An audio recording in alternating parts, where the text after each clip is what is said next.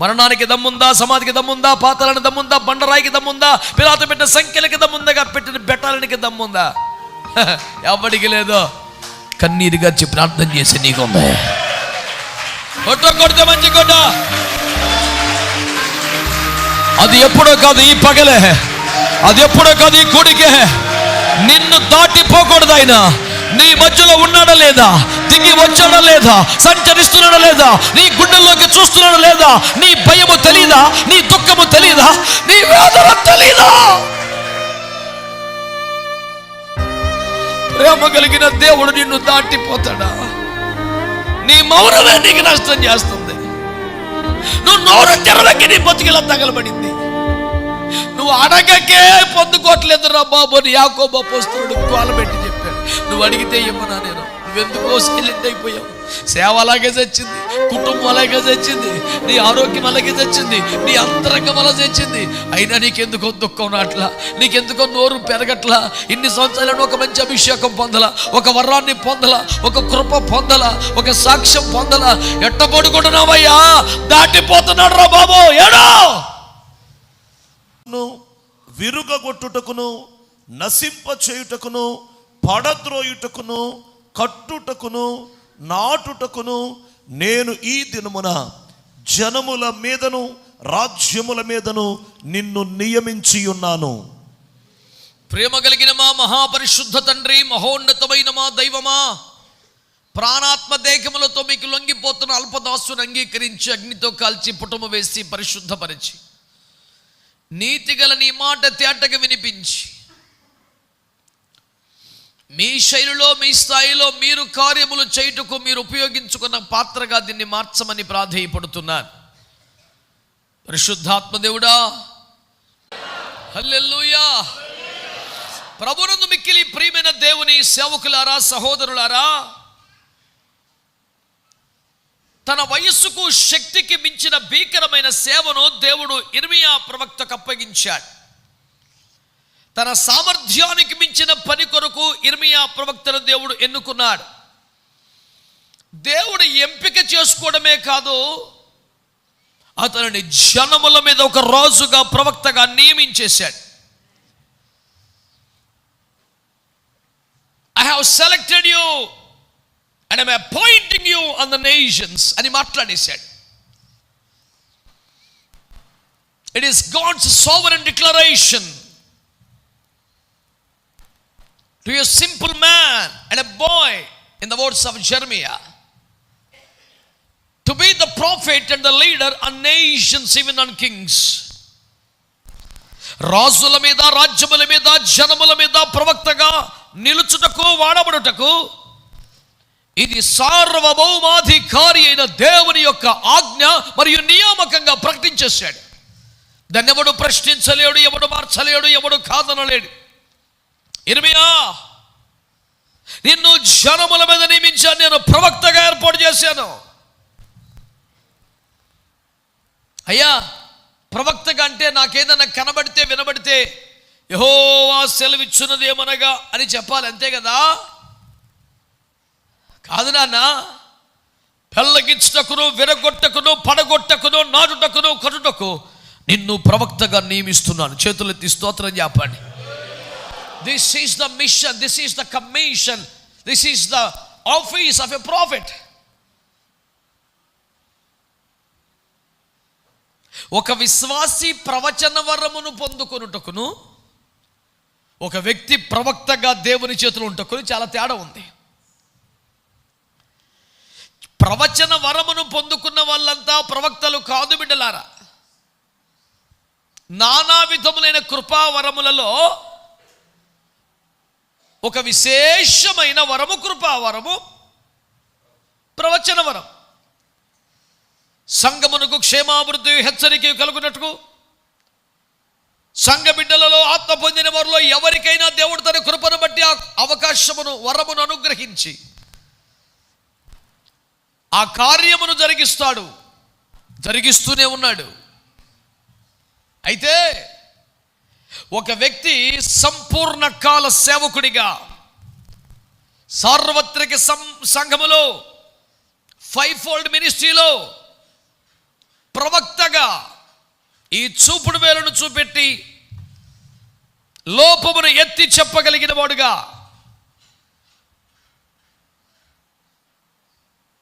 ఈ అపోస్టలిక్ ఆఫీసులో 5-fold మినిస్ట్రీలో కీలకమైన సేవకుడిగా, పునాదులు వేయగలిగిన సేవకుడిగా, 2:20 ఎఫెసీ పత్రిక, క్రీస్తు యేసే ముఖ్యమైన మూలరాయుడిగా అపోస్తలులు ప్రవక్తలు వేసిన పునాది. There is an important role in the New Testament age to lay the foundations of the church with the prophets along with apostles అనే సంగతి మనం గుర్తుపెట్టుకోవాలి. సంఘ పునాదులు వేసినటువంటి అపోస్తలులతో పాటు ప్రవక్తలకు సమాన భాగస్వామ్యము ఉన్న విషయాన్ని నూతన నిబంధన సంఘ చరిత్రలో మీరు ప్రస్ఫుటంగా గమనించవచ్చు. It is not just professing something, foretelling something, జరగబోతున్న విషయమును పలుకుట అనే చిన్ని పరిధిలోది కాదు. సంఘమునకు పునాదులు వేయగలుగుటంటే చిన్న ముచ్చట కాదు.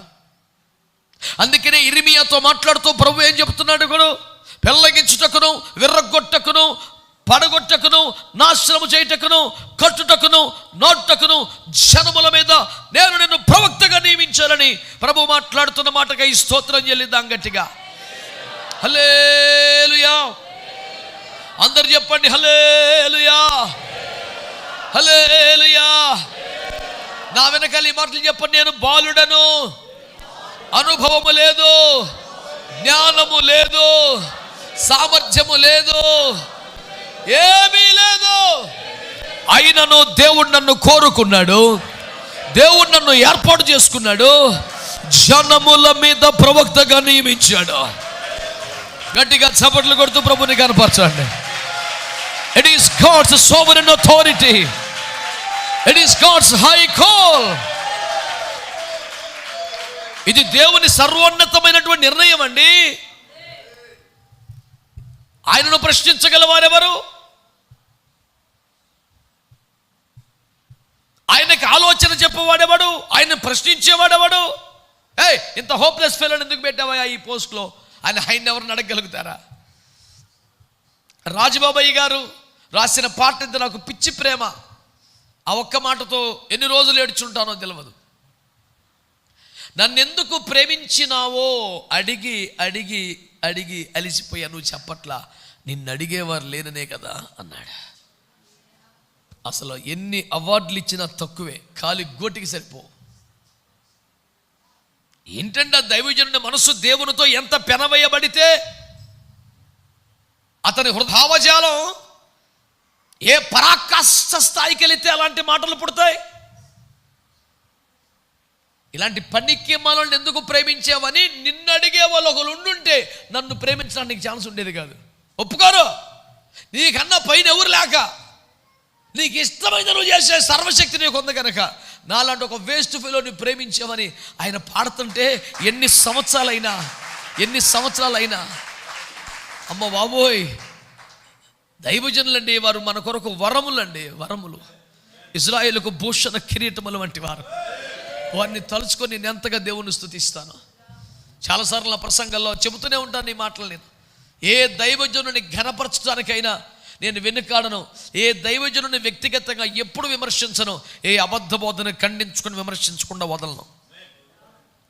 చాలామంది అనుకుంటారు ఒక విధానాన్ని పద్ధతిని ఖండిస్తే పలాని వ్యక్తిని ఖండించానని అనుకుంటారు. అది వారి హస్వదృష్టి, వారి పిల్లకాయితనం, వారి యొక్క భావదారిద్ర్యం అని నేను మరొకసారి విస్పష్టంగా ప్రకటిస్తున్నాను. ఎప్పుడు ఏ వ్యక్తిని వ్యక్తిగతంగా టార్గెట్ చేయను, విమర్శించను. ఏ తప్పుడు సిద్ధాంతాన్ని, అబద్ధ బోధని ఖండించకుండా వదిలిపెట్టలేదు. ఇది సుస్పష్టమైన విధానం. ఇందులో అరమరికలు కానీ శశభిషలు కానీ లేవు. మనకున్న పర్మనెంట్ ఫార్ములా పొగిడితే విమర్శిస్తే సైతాన్ని విమర్శించాలని, సత్యవాక్యమును సత్య సిద్ధాంతమును పునాదిగా వేయాలి, అబద్ధ బోధలను పెళ్లగించాలి. ఆయా కాలములలో ఆయా చోట్ల ప్రతిపాదించబడ్డ సిద్ధాంతములను, విషయములను పైకెత్తు చూపుట, ఖండించుట, మనకు దేవుడు అప్పగించిన బాధ్యతలలో ఒకటి నిశ్చయముగా పరిచర్య వెనుదిరిగి చూడకుండా కొనసాగిస్తాం. వ్యక్తులను కాదు. నిన్ననే తమ్ముళ్ళతో మాట్లాడుతూ కారులో వస్తున్నప్పుడు చెప్పాను ఒక మాట. సమస్య సేవకుల్లో ఎక్కడ పుడుతోంది అమాయకం అంటే, యేసయ్య వ్యభిచారాన్ని అసహించుకున్నాడు. వ్యభిచారం అనే మాట ఆయన భరించలేడు. దాన్ని ఎంతగా అసహించుకుంటాడంటే ఇక మాటల్లో చెప్పలేం. వ్యభిచారం అన్న పదం మాట పిచ్చి కోపం యేసయ్యకి, అంత అసహించుకున్నాడు. కానీ వ్యభిచార స్త్రీని తన పాదములు ముద్దు పెట్టుకొని ఇచ్చాడు. అక్కడున్న పెద్ద మనుషులేమో దాన్ని లాగేవాడు తంతే బాగుండు కదా అన్నట్టు చూస్తున్నారు. తన్నాల్సింది వ్యభిచారాన్ని. ఆ పాపము చేత లొంగదీయబడిన ఒక బలహీనరాల్ని కాదు, పాపాన్ని ద్వేషిస్తున్న సమాంతరంగా పాపిని ప్రేమించగలగటం యేసయ్య విధానం, యేసయ్య. కాకపోతే రివర్స్లో లోపల పాపం మీద మమకారం ఉంటుంది.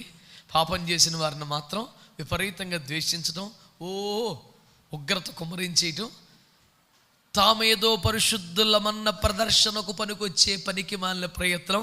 యేసుప్రభు వారు రాయి పరిశుద్ధుడు ఏంట్రా అన్నాడు. రాళ్ళన్నీ నేల మీదే ఉన్నాయి, ఒక్కడు లేడు గ్రౌండ్లో. దేవునికి స్తోత్రం. హల్లెలూయా, హల్లెలూయా. రేనాడ్ బోంకే గారు, ఏసన్న గారు లాంటి దైవజనులందరూ కూడా ఆ ప్రస్తావన వచ్చినప్పుడు ఆ వ్యభిచారము చేసిన ఆ పర్టికులర్ కేసులో వ్యభిచారి కూడా ఆడు కూడా ఒక రాయి పట్టుకొచ్చాడట.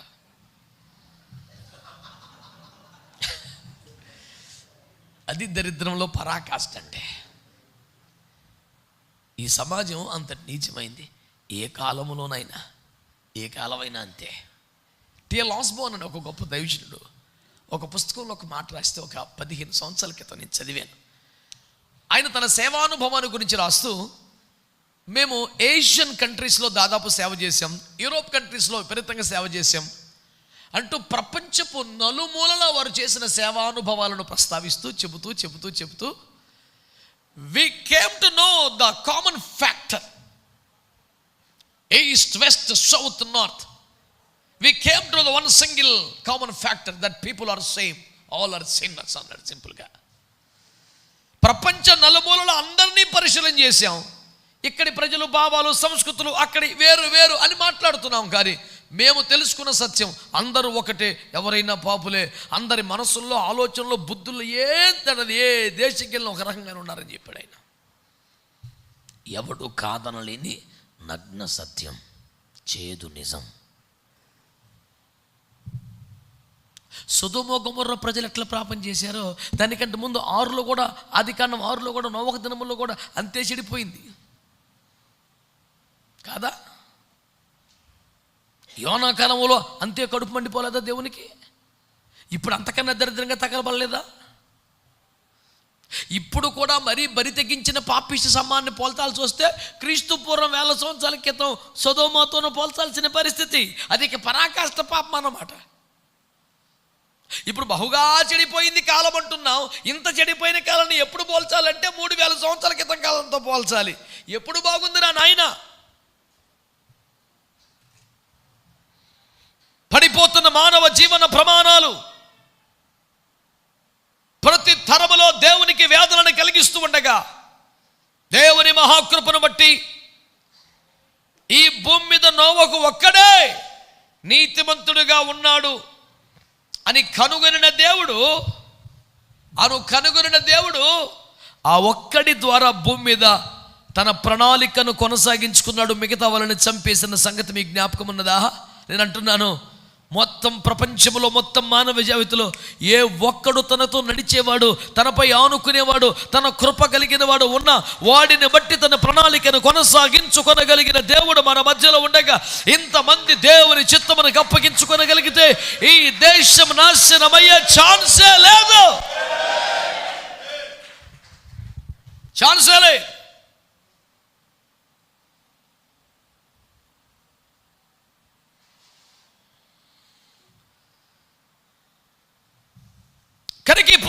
ధ్యానిస్తున్న విషయములో పెళ్ళగించుటకును, విరగొట్టకును, పడగొట్టకును, నశింపచేయుటకును, కట్టుటకును, నాటుటకును నిన్ను జనముల మీద ప్రవక్తగా నియమించానన్నావే. నాకు ఎక్స్పీరియన్స్ లేదు, నాకు నాలెడ్జ్ లేదు, నాకు సపోర్ట్ లేదు. ఇవి లేకపోగా నాకు భయం అవుతుందయ్యా. I don't think I'm good enough to manage all these works. ఈ పనులన్నీ చేయటకు నేను తగిన వాడిని అనిపించట్లేదు నాయన.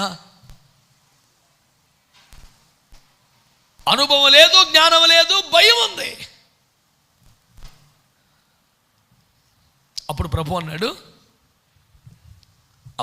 అన్నాడు, ఇన్నిటికి సరిపడా ఒక పరిష్కారం నా దగ్గర ఉంది అన్నాడు. ఏంటి? దుష్టుని కార్యాలు పడగొట్టడానికి, అపవాది రాజ్యాన్ని కూల్చివేయడానికి, దుర్గములను పడద్రోయడానికి, నూతనమైన విషయములు వారిని పునాదుల మీద కట్టడానికి, దేవుని తోటలో నాటడానికి, ఇన్ని పనులు చేయడానికి ఒక చిట్కా ఉందంట. మీరందరూ ఆ మాట ఒప్పుకుంటే నేను చెప్తాను. ఏ మాట? అనుభవం లేకపోయినా, జ్ఞానం లేకపోయినా, సామర్థ్యం లేకపోయినా, ఏమండి, లేకపోయినా, అంత భయము, టెన్షన్, ఆందోళన తప్ప ఏమీ లేకపోయినా, ఇంత బీభత్సమైన పరిచర్యలు చేయడానికి దేవుడి దగ్గర ఒక పరిష్కారం ఉంది. ఆమేనండి గట్టిగా. ఎంత ఆలోచించినా, ఎంత ప్రయత్నించినా నీకే పరిష్కారం కనపట్ల. ఎటు చూసినా డేంజర్గానే ఉంది, ఇబ్బందిగానే ఉంది. కష్టం రూపం మనం నెగ్గుకు రాలేమని అనిపిస్తుంది.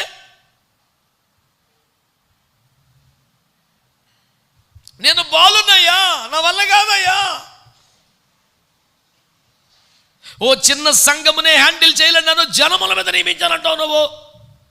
బాబోయ్, నా వల్ల కాదయ్యా అంటుంటే ప్రభు అన్నాడు, ఈ పెళ్ళగించుటకు, పడగొట్టకు, విర్రగొట్టకు, నశింపజేయటకు, నాటుటకు, కట్టుటకు, ఈ 6 రకములైన పరిచర్యలు చేయుటకు నా దగ్గర ఒక అద్భుతమైన పరిష్కారం ఉంది. ఏంటయ్యా అదేదో తొందరగా చెప్పాయి అంటే సింపుల్గా అంటాడు ఆయనట. 9వ వాక్యం చదవండి ఒకసారి. అప్పుడు యెహోవా చేయి చాపి నా నోరు ముట్టి ఇలాగు సెలవిచ్చెను, ఇదిగో నేను నీ నోట నా మాటలు ఉంచి ఉన్నాను. చాలండి, గట్టిగా స్తోత్రం చెప్పండి ఒకసారి. అలా గజ గజ వణికిపోతున్నాడు. అనుభవం లేదు, నైపుణ్యము లేదు, బలము లేదు, సామర్థ్యము లేదు, అంతా భయమే, అంతా దిగులే, అన్ని ప్రశ్నలే, ఎక్కడ ధైర్యం కనిపించట్లా. ఇలాంటి ఎలా నెగ్గుకి రాగలను, ఎలా నిలబడగలను, ఎలా జయించగలను, ఎలా పని చేయగలను అంటుంటే ప్రభు అంటున్నాడు ఒకే ఒక్క మాట, చెయ్యి చాపి నోటిని తాకి భయపడకు, నా మాట నీ నోట పెట్టాను. కొట్ట మంచి పవర్ఫుల్గా ఉండలేదు, మానేసేయండి. సపిడి దెబ్బలు కాదు. దేవునికి స్తోత్రం కలుగును గాక, దేవునికి స్తోత్రం కలుగును గాక. మన ఎదుట ఉన్న సేవ కొరకు, మనకు అప్పగించబడ్డ పరిచర్య కొరకు, పడగొట్టుట కొరకు, విర్రగొట్టుట కొరకు, దుర్గములను పడద్రోయడానికైనా, రాజ్యములను పెళ్లగించుట కొరకైనా, దుష్టుని సామ్రాజ్యము కూలుటకైనా, దేవుని సంఘమును కట్టుటకైనా, దేవుని తోటలో నాటుటకైనా ఒక్కటే జరగాలి, మన నోరు తాకబడాలి. అందరూ అనండి. భయముతో గచ్చగచ్చలాడిపోయి నా వల్ల కాదు బాబు అని టెన్షన్ పడుతుంది. మీ దేవుడు అన్నాడు, వచ్చి నోటి మీద చేయబెట్టి, ఇక భయపడకురా, నీ నోటిని తాకానుగా, నా మాట నీ నోట ఉంది, ఇల్లు గట్టిగా హల్లెలూయా. అంటే ఇప్పుడు మన ఎదుట ఉంచబడిన శక్తికి మించిన మహిమకరమైన ఈ పరిచర్యలన్నిటికీ కూడా ఎక్కడ ఒక అద్భుతమైన ఆరంభము స్టార్ట్ అవుతుందంటే, మనము దేవుని చేత ఒక్కసారి మన నోరు తాకబడాలి. ఆమేనండి గట్టిగా. దేవుని చేత మన నోరు ఒకసారి తాకబడాలి. ఈ పూట నేను ఆశపడుతున్న కార్యం అదే. నీ నోరు, నా నోరు మన ఎదుట ఉంచబడ్డ పరిచర్యలన్నీ కూడా దేవుని అంచనాల మేరకు నెరవేర్చి ముగించి దేవుని మహిమపరచుటకు సారిపోవున్నట్లుగా మన నోరు తాకబడాలి. దేవుని హస్తం మన నోటి మీదకి రావాలి. ఆయన తన చేయిని చాపి ఇర్మియా నోటిని తాకి, ఇక భయపడకో, నా మాట నీ నోట ఉంచి ఉన్నాను, వెళ్ళా. ఇప్పుడు నువ్వు పెళ్ళగిస్తావు, ఇప్పుడు నువ్వు పడగొడతావు, ఇప్పుడు నువ్వు విరగొడతావు, ఇప్పుడు నువ్వు నశింపు చేస్తావు, ఇప్పుడు నువ్వు నోటుతావు, ఇప్పుడు నువ్వు కడుతావు నా మాట ద్వారా.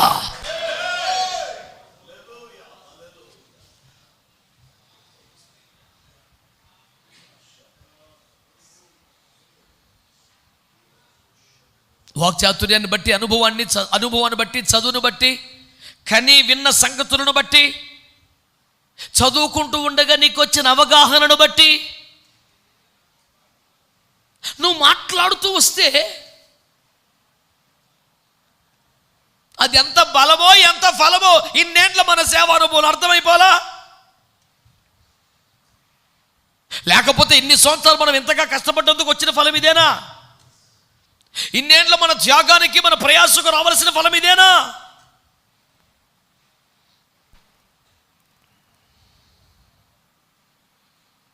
జరగాల్సింది ఏంటో తెలుసా? మన నోరు తాకబడాలి. మన నోరు తాకబడాలి. మన మోకాల మీద పడితే, కన్నీరు గారిస్తే, ప్రభువుకు అప్పగించుకుంటే, ఏమీ లేదో ఏది వల్ల కాదో ఒప్పుకోగలిగితే ఒక్కసారి దేవుడు మన నోటిని తాకే, ఇదిగో ఈ మాట నీ నోట పెట్టాను, ఇల్లు. ఒకే ఒక్క మాట మనం నమ్మాలి, నోటితో ఒప్పుకోవాలి. నా ఎదుట ఉంచబడిన మహిమ కలిగిన సేవంతా చేసి ముగించి దేవుని మహిమ పరుచుటకు దేవుడు ఒక్క మాట నా నోట పెడితే సరిపోద్ది. దేవుడు ఒక్క మాట నా నోట పెడితే సరిపోద్ది. దేవుడు ఒక్క మాట నా నోట ఉంచి పంపితే సరిపోద్ది. నేను ఆ కార్యమంతా చేయగలుగుతాను అనే ఒక విశ్వాసము, ఒప్పుకోలు ఈ పూట మనకు రావాలి. ఒక్కసారి తాగాడా, దట్స్ ఆల్.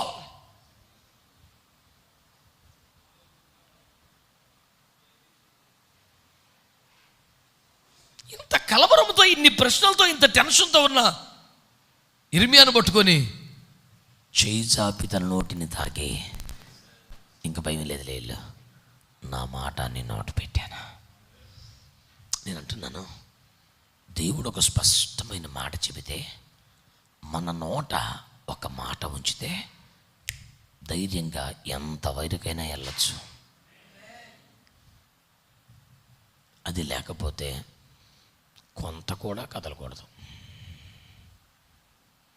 ఆగాలంతే, నిలిచి ఉండాలంతే, కన్ని పెట్టాలంతే, ఆయన సముఖమందు బ్రతకాలంతే. నేను ఎప్పుడు చెప్తాను గబ్రియలు గురించి, 100 సంవత్సరాలు ఉంటున్నాడు దేవుని సన్నిధిలో. 300 సంవత్సరాలకో 400 సంవత్సరాలకి ఎప్పుడో ఒకసారి నువ్వు వెళ్ళి పలానా వ్యక్తికి ఈ మాట చెప్పంటే అప్పుడు వస్తాడు, ఆ మాట చెప్తాడు, మళ్ళీ వెళ్ళిపోయి అక్కడ కూర్చుంటాడు, అంతే. దేవుడు ఒక మాట ఇచ్చేదాకా కథలని, ఒక మాటతో పంపే వరకు బయలుదేరని, ఆయన సన్నిధిలో ఉండిపోగలిగిన స్థితి వస్తే ఇంక తిరగలేదు. రోజు పరిగెత్తరిసిన దానికంట ఆయన పంపినప్పుడు ఒక్క మాట ఆయన చెప్పమని చెప్తే వచ్చే ఫలితం కొన్ని కోట్ల రెట్లు ఎక్కువ ఉంటుంది. మళ్ళీ చెప్తున్నాను, మోషే పరిచర్య ప్రారంభించే నాటికి తన వయసు 80 సంవత్సరాలు. ఇంకెందుకులేండి, ఇప్పుడు లైఫ్ అంతా వేస్ట్ అయిపోయింది, ఇంకెందుకులే, ఎవరన్నా పెట్టుకోండి, వద్దులేండి, ఇంకా ఎందుకు. చిన్నప్పటి నుంచి అమ్మ దీనికోసం పెంచింది. 40 ఏళ్ళు వచ్చాక ఏదో వర్క్ స్టార్ట్ చేద్దాం తయారు చేస్తే కేసులు ఇరుక్కున్నాను, పారిపోయాడికి వచ్చాను, ఎక్కడ గొర్రెలుగా ఇప్పించావు. ఇప్పుడు 80 ఇయర్స్, ఇప్పుడు వెళ్ళమంటున్నావు. మినిస్ట్రీ 80 ఏళ్ళకు మొదలు పెడతాం ఏంటండి, ఎందుకులేండి. ఒక్క రాత్రి 30 లక్షల మందిని బయటికి తెచ్చాడు. ఈ పాటికే స్టార్ట్ అయిపోవాలి, ఈ పాటికే జరిగిపోవాలి, ఈ పాటికే బేబత్సం అయిపోవాలి, ఇంకా లేట్ అయిపోతుంది. Okay, no problem. నువ్వు తిని పడుకుంటున్నావా, కనిపెడుతున్నావా అన్నది ఒకటే సమస్య. నువ్వు తిని పడుకుని తిరిగే రకం అయితే వేస్ట్ అయిపోతున్నట్టే. నువ్వు ఆయన సముఖందు ప్రతి రాత్రి ప్రతి పగలు ఒక ఆకలి కలిగి, ప్రభువా నీ కొరకే వచ్చానుగయ్యా, నీ సేవ కొరకే పిలువబడ్డానుగా, ఇంతవరకు ఏ కార్యం జరగలేదు, ఒక జనమును నీ వద్దకు తేలేదు, ఒక సంఘము నీ కొరకు కట్టలేదు, నా వలన నీ రాజ్యానికి మేలు కలిగే పని ఏమి జరగలేదు. అయ్యా నన్ను కనికరించయ్యా, అయ్యా నన్ను జ్ఞాపకం చేసుకో అయ్యా, నన్ను కూడా వాడుకో అయ్యా, నా ద్వారా చెయ్యను ఉద్దేశించిన కార్యమంతా ఆరంభించు ప్రభు అని ఎవడు ఆర్పలేని ఒక దుఃఖము మంట నీలో ఉంటే మాత్రం నువ్వు ఇక దిగులు పడవలసిన పని లేదు. ఎన్ని ఏండ్లుగా జరగాల్సిన పనిని ఒక్క సెకండ్లో ప్రభు జరిగించేస్తాడు. విశ్వసించిన వారు స్తోత్రం చెప్పండి. ఒకవేళ నువ్వు ఈ ఆరాటం ఈ మంట లేనివాడివైతే, బ్రతుకు తెరువు ఉంది కదా, సాగుతోంది కదా, ఏదో ఆహారం ఉంది కదా, పరువు మర్యాదలు ఉన్నాయి కదా, గౌరవ మర్యాదలు ఉన్నాయి కదా అని బ్రతికేస్తుంటే మాత్రం నువ్వు డేంజర్ జోన్లో ఉన్నట్లు లెక్క. దేవుడు నిన్ను పక్కన పెట్టేస్తే నీ పరిస్థితి ఎంత ఘోరం. పక్కన పెట్టవేయబడినటువంటి సౌలు కానీ, వష్టి కానీ, లోతు కానీ, మరి అన్నటికీ ఇస్కరియోతు కానీ దేవునికి మహిమకరం కానీ తమ వ్యక్తిగత బతుకు కూడా దేవునికరం కానీ లేరు అన్న సత్యాన్ని నేను మరలా జ్ఞాపకం చేయాల్సి వస్తుందా? అవసరమా? అసలు వద్దండి. దేవుని ఏర్పాట్లో ఉన్నవాడు 80 సంవత్సరాలు వెయిట్ చేయవలసి వచ్చిన పని జరిగి తీరుద్ది. ఒక గడి ఆలస్యమైతే అయ్యిందిలే, నువ్వు తప్పిపోకుండా చూడు, సుఖానికి అలవాటు పడకుండా చూడు, తిండికి తిరుగుడికి అలవాటు పడకుండా చూడు, కనిపెట్టుకోవటం మానకో, ఎదురు చూడటం మానకో, ఏదో ఒక క్షణమున ఒక అద్భుతం జరిగిపోతుంది. దేవునికి స్తోత్రం కలుగునగాక. ఇన్ని సంవత్సరాల నిరీక్షణ నెరవేరిపోయిందన్నటువంటి కలగంటి నను కొంటినే కలలో కంటినే అలా మురిసిపోవటమే నీ వంతు ఉద్దేగా. నీ కనులు 2 సముద్రాలు చిరిపోతుంటే, నువ్వు పక్కన నిలబడి చూస్తుంటే సమూహాలు దాటిపోతుంటే, నువ్వు కల్లారు చూస్తుంటే ఐగుప్తు సేనలు మునిగిపోతుంటే, ఇలాంటి పాటలు పాడుకో ఏం చేస్తావు? ఏ జయ గీతము మనసారా పాడుకోవలసిన రోజు ఒకటి వస్తుంది. దేవుని బిడ్డలారా స్తోత్రం చెప్పండి గట్టిగా. ఈ దినము కొరకే కదా నేను ఎదురు చూశాను ప్రభా. ఎవరు పాడని గీతములు పాడే ఒక మధుర గడియ నీకు రాబోతుంది. దేవునికి మహిమ కలుగునుగాక. మళ్ళీ చెప్తున్నా, నువ్వు కనిపెడుతున్న వాడివైతే, నువ్వు మోకరించిన వాడైతే, దర్శనాన్ని మర్చిపోని వాడివైతే, పిలుపును మర్చిపోకపోతే, నీలో సుఖం రాకపోతే, నీలో మంట ఉంటే, అయ్యా నాకు ఆశ ఉంది, నాకు ఆసక్తి ఉంది, నాకు భారం ఉంది, కానీ బలం సరిపోట్లా, ధైర్యం సరిపోట్లా, భయంగా ఉంది నాయన, అయ్యో నాకు ఆసక్తి ఉంది కానీ బలం లేదు నాయన అన్న ఏడుపు మంట నీలో ఆరనంత కాలం దిగులు లేదు, టెన్షన్ లేదు. ఇంతవరకు నువ్వు ఒక్కడి కూడా బ్యాప్టిజం ఇవ్వకపోయినా టెన్షన్ లేదు. నేను చెప్తున్నా, రాసి పెట్టుకో. ఒక్కరోజే 30 లక్షలు. ఆమె నన్ను మంచిగా ఒక్కరోజే 30 లక్షలు అంటే ఏంటి సార్ ఆ సేవ? అందరూ మోషేను బట్టి మేఘములోను బాప్తీసం పొందిరి అంటే మోషే ఎంతమంది బాప్తీసాలు ఇచ్చాడు? 30 లక్షలు. పిచ్చి వచ్చేద్ది నాకు. ఊరి బాబు ఇదేంటిది? 1 కొరింథీ 10 చదివినప్పుడల్లా బుర్రమెంట్లో బాబు ఏంటి ఒక్కరోజు 30 లక్షల బాప్తిస్మాలా?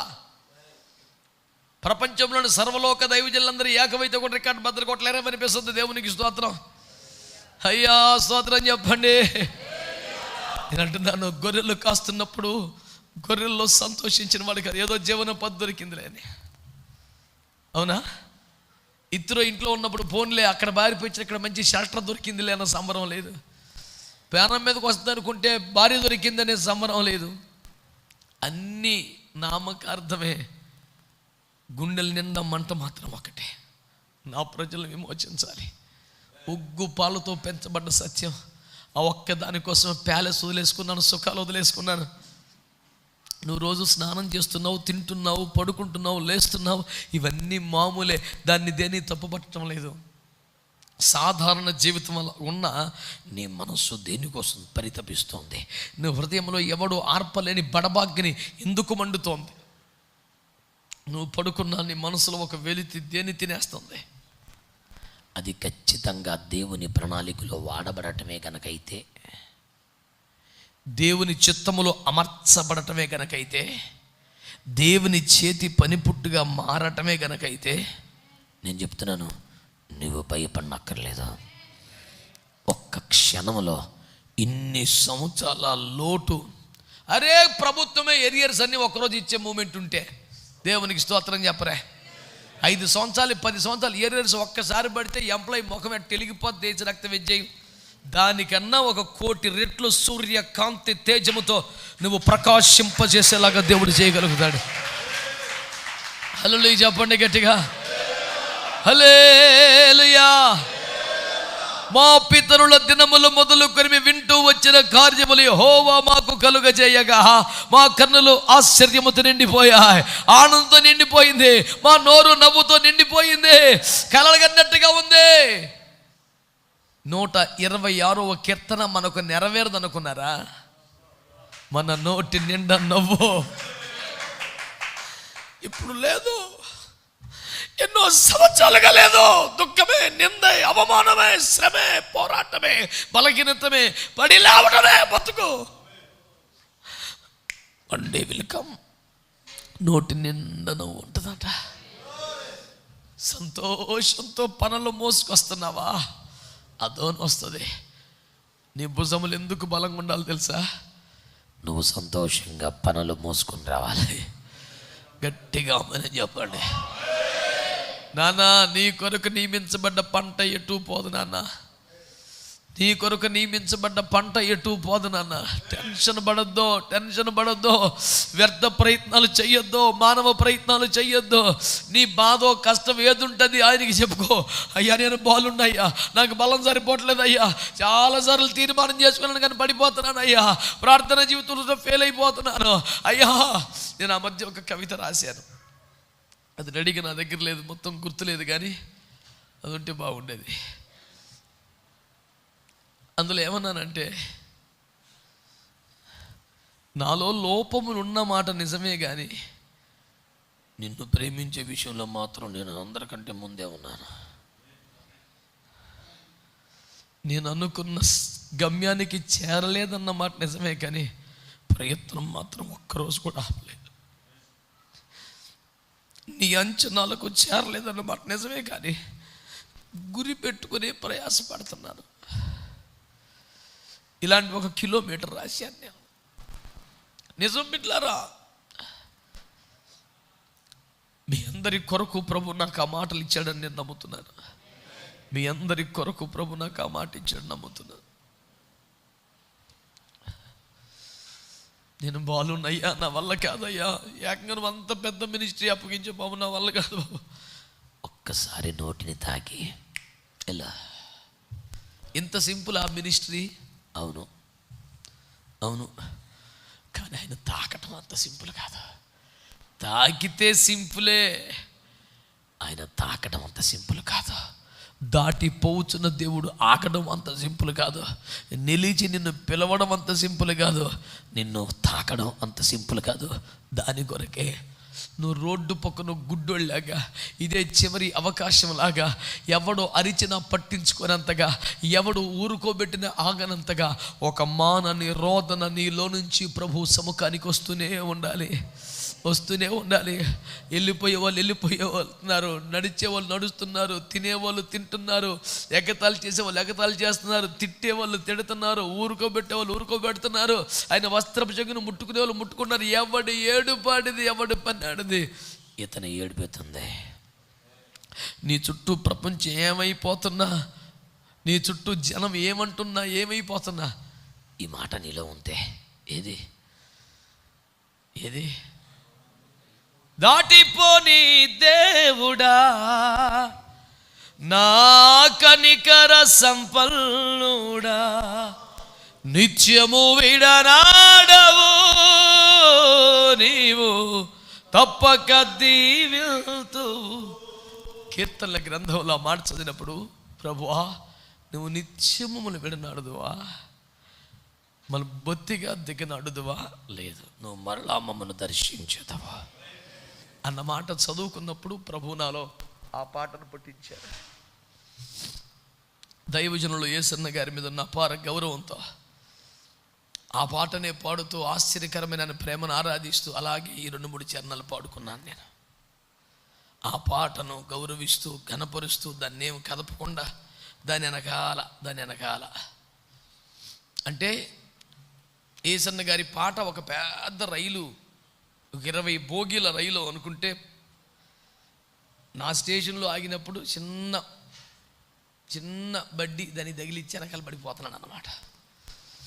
నేను తగిలించుకున్న చిన్న డబ్బా, నేను తగిలించుకున్న చిన్న ఆ బడ్డీ, నేను తగిలించుకున్న చిన్న క్యాబిను ఆ రైలు యొక్క రేంజ్ని కానీ, వేగాన్ని కానీ, మహిమని కానీ తగ్గించదు.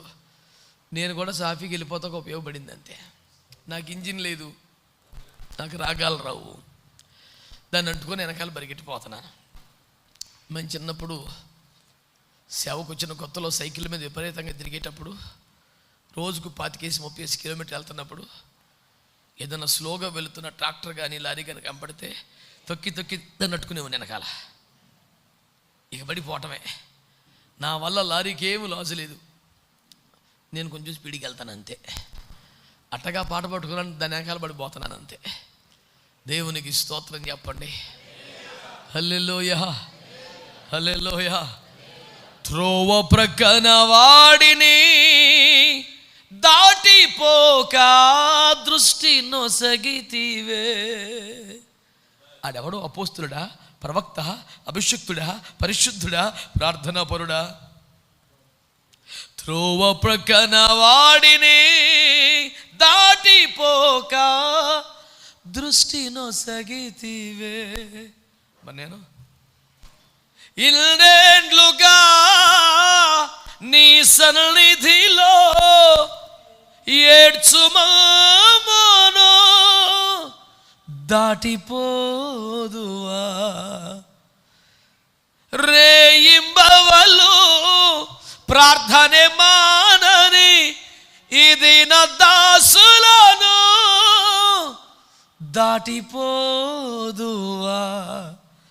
దాటిపోని దేవుడా, నా కనికర సంపన్నుడా, నిత్యము విడనాడవు నీవు తప్పక దేవుడు. ప్రేక్షక పాత్ర వహించవలసిన విషయం కాదు, ఏకీభవించవలసిన ముచ్చట. దేవునికి స్తోత్రం చెప్పండి. హల్లెలూయా, హల్లెలూయా. ఆ మాట నాకు చాలా ఇష్టం. 20 సంవత్సరాలు పద్దనరామంలో ఉండి ఆడు ఎన్ని బాధలు పెట్టినా, నష్టాలు పెట్టినా, కొంపలు ముంచినా ఒక్కసారి కూడా ప్రార్థన చేయలేదంట. ఎవరో ప్రార్థనే చేయని యాకోబు ఏడ్వగా ఆశీర్వదించితివే. రేయింబవలు ప్రార్థన మానని మా కుటుంబాలను దాటిపోదువా. దేవునికి మహిమ కలుగునగా. దాటిపోని దేవునికి ఒక స్తోత్రం చెప్పండి. ఆగిపోని కేకలేసే కృప కొరకై స్తోత్రం చెప్పండి. మానని ప్రార్థన ఆత్మ కొరకై స్తోత్రం చెప్పండి. విసుగక ప్రార్థించే కృప కొరకై స్తోత్రం చెప్పండి. మై మరిచిపోయి ప్రార్థించే కృపకై స్తోత్రం చెప్పండి. ఎవరేమన్నా ప్రార్థన మానని ఒక ఆత్మ కొరకై స్తోత్రం చెప్పండి. వాళ్ళు పెరుగక మొర్ర పెట్టగలిగితే, ఆగక ప్రార్థన చేయగలిగితే, దాటిపోతున్న దేవుని కొరకు అంగలార్పు చేయగలిగితే, యేసు నిలచి వాని పిలచి పులకించిపోద్దు. నాకు ఆ పదాలు చెబితే మరణం ఆపలేకపోయిందండి ఆయన్ని, పాతాళం ఆపలేకపోయింది. ఎవడి తరం కదా ఆపడం? గాలి రెక్కలపై గమనము చేయవాడు ఆయన ఎవడెవడండి ప్రపంచంలో? ఒక గుడ్డోడు ఆపేశాడు, వేసి రక్తం ఏం చేయం. ఒక అడుక్కులోడు ఆపేశాడు, వేసి రక్తం ఏం చేయం. మరణానికి దమ్ముందా? సమాధికి దమ్ముందా? పాతాళానికి దమ్ముందా? బండరాయికి దమ్ముందా? పిలాతు పెట్టిన సంఖ్యలకి దమ్ముందా? పెట్టిన బెట్టాలనికి దమ్ముందా? ఎవడికి లేదో. కన్నీరు గచ్చి ప్రార్థన చేసి నీకుందా? కొడితే మంచి కొట్ట. అది ఎప్పుడో కాదు, ఈ పగలే. అది ఎప్పుడో కాదు, ఈ కూడికే. నిన్ను దాటిపోకూడదు ఆయన. నీ మధ్యలో ఉన్నాడా లేదా? దిగి వచ్చాడా లేదా? సంచరిస్తున్నాడా లేదా? నీ గుండెల్లోకి చూస్తున్నాడా లేదా? నీ భయము తెలీదా? నీ దుఃఖము తెలీదా? నీ వేదన తెలీదా? ప్రేమ కలిగిన దేవుడు నిన్ను దాటిపోతాడా? నీ మౌనమే నీకు నష్టం చేస్తుంది. నువ్వు నోరు తెరవకి నీ బతుకిలా తగలబడింది. నువ్వు అడగకే పొందుకోవట్లేదురా బాబు అని యాకోబు అపోస్తలుడు గోలబెట్టి చెప్పాడు. నువ్వు అడిగితే ఇవ్వనా నేను? నువ్వెందుకో సైలెంట్ అయిపోయావు. సేవ అలాగే చచ్చింది, కుటుంబం అలాగే చచ్చింది, నీ ఆరోగ్యం అలాగే చచ్చింది, నీ అంతరంగం అలా చచ్చింది. అయినా నీకెందుకో దుఃఖం రాట్లా, నీకెందుకో నోరు పెరగట్లా. ఇన్ని సంవత్సరాలను ఒక మంచి అభిషేకం పొందలా, ఒక వరాన్ని పొందలా, ఒక కృప పొందలా, ఒక సాక్ష్యం పొందలా. ఎట్ట పడుకుంటున్నావయ్యా? దాటిపోతున్నాడు రా బాబు, ఏడో.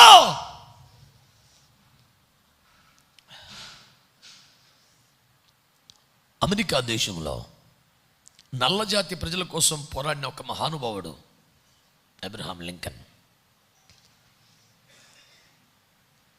అమెరికాలోని తెల్లవారితో సమానంగా అమెరికాలో ఉంటున్న నల్లవారికి కూడా సమాన హక్కులు వచ్చేలాగా పోరాడాడు, సాధించాడు. కడుపులో, ఒంట్లో, నోట్లో పొగరున్నవాడు ఎవడైనా కొంచెం వాళ్ళు బ్లాక్స్ అంటాడు తప్ప చట్టపరంగా సమానం వాళ్ళు మాట్లాడతా కాబట్టి లేదు. ఓ జాత్యం అహంకారం కలిగినోడు, దుర్మార్గుడు అలాంటి మహానుభావుని తుపాకీతో కాల్చి చంపేశాడు. చంపేస్తే అతని శవాన్ని ఊరేగింపుగా అంత్యక్రియలకు తీసుకెళ్తున్నారు. అమెరికా చరిత్రలో అంతకుముందు ఎన్నడూ లేనంత జనసందోహం వీధుల్లోకి వచ్చారట. సహజంగానే నల్లజాతి వారు ఎక్కువ ఉంటారు. మా కోసం చచ్చిపోయాడని ఓ తల్లి ఓ చిన్న బిడ్డను భుజాల మీదకి ఎత్తుకొని అక్కడ పెద్ద ట్రక్ మీద ఉంచారు, చాలా హైట్. మిద్దెల మీద ఉన్న వాళ్ళకి తేట కనపడుతుంది.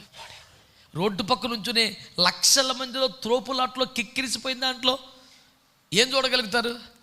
కానీ ఆ చంటి బిడ్డను భుజాల మీద కూర్చొని, baby could you see him అంటే ఆ చిన్న బిడ్డ, no mom I can't see. బిడ్డ చూడగలుగుతున్నావా ఆయన్ని? లేదమ్మా నేను చూడలేకపోతున్నాడు. కొంచెం చేతులతో పైకెత్తి, now try to see him. No mom still I can't. లేదమ్మా ఇంకా చూడు బిడ్డ, కనపడతలేదమ్మా అంటే పెద్దగా ఏడుస్తుందంట. Mummy it's okay if I can't see him. పోన్లే మమ్మీ, నేను చూడపోతే పర్లేదులే, ఏడబోద్దంటే బుద్ధి కిందాలా, ఆయన నీ కొరకు చచ్చిపోయాడే, నువ్వు ఆయన చూడవా అని ఏడుస్తోందిట. ఆ దృశ్యాన్ని రికార్డ్ చేసిన ఒక జర్నలిస్టు దాన్ని ప్రపంచానికి చాటించాడు. నేను అంటున్నాను, ఒక దేశంలో కొన్నాళ్ళు సమాన హక్కుల కొరకు పోరాడి బలహీనంగా, దారుణంగా బలైపోయినటువంటి ఒక వ్యక్తే మా హక్కుల కొరకు చచ్చిపోయిన వాడిని చూడకపోతే జీవితం ఎందుకని తల్లి గుండె లవిసలా రోధిస్తుంటే అమాయకంగా, బలహీనంగా దొరికిపోయి చచ్చిపోలా. చచ్చుట కొరకే పుట్టి ఉన్నంతకాలం అదే చెప్పి సకల రోగములు, సకల పాపములు మీదేసుకొని శరీరములో ప్రతి అవయవాన్ని గాయపరుచుకొని ఆఖరి రక్తబొట్టు వరకు కార్చి మరణములోకి వెళ్ళి మరణ వేదనలు భరించి మరణము యొక్కయు పాతాళము యొక్కయు తాళపు చెవులు లాక్కని మరణపు కోరలు పీకి చావుని చంపి సజీవుడిగా బయటకు వచ్చినవన్నీ దాటిపోతుంటే చూడాలి అనిపించపోతట. ఇంకెట్లా? ప్రభు మొర వినవా, ప్రభు మొర వినవా, నీ కొరకేనే వెదకేను దేవా, నాకొకసారి కనిపించరా. ఏది ఏడిపేది? అదొక్కవేది. రాజునే తరములుంచితివే, నీ కొరకేనే వెదకేను దేవా, నాకొకసారి కనిపించరా. ప్రభు మొర వినవా, ప్రభు మొర వినవా. ఏడు పేదయ్యా.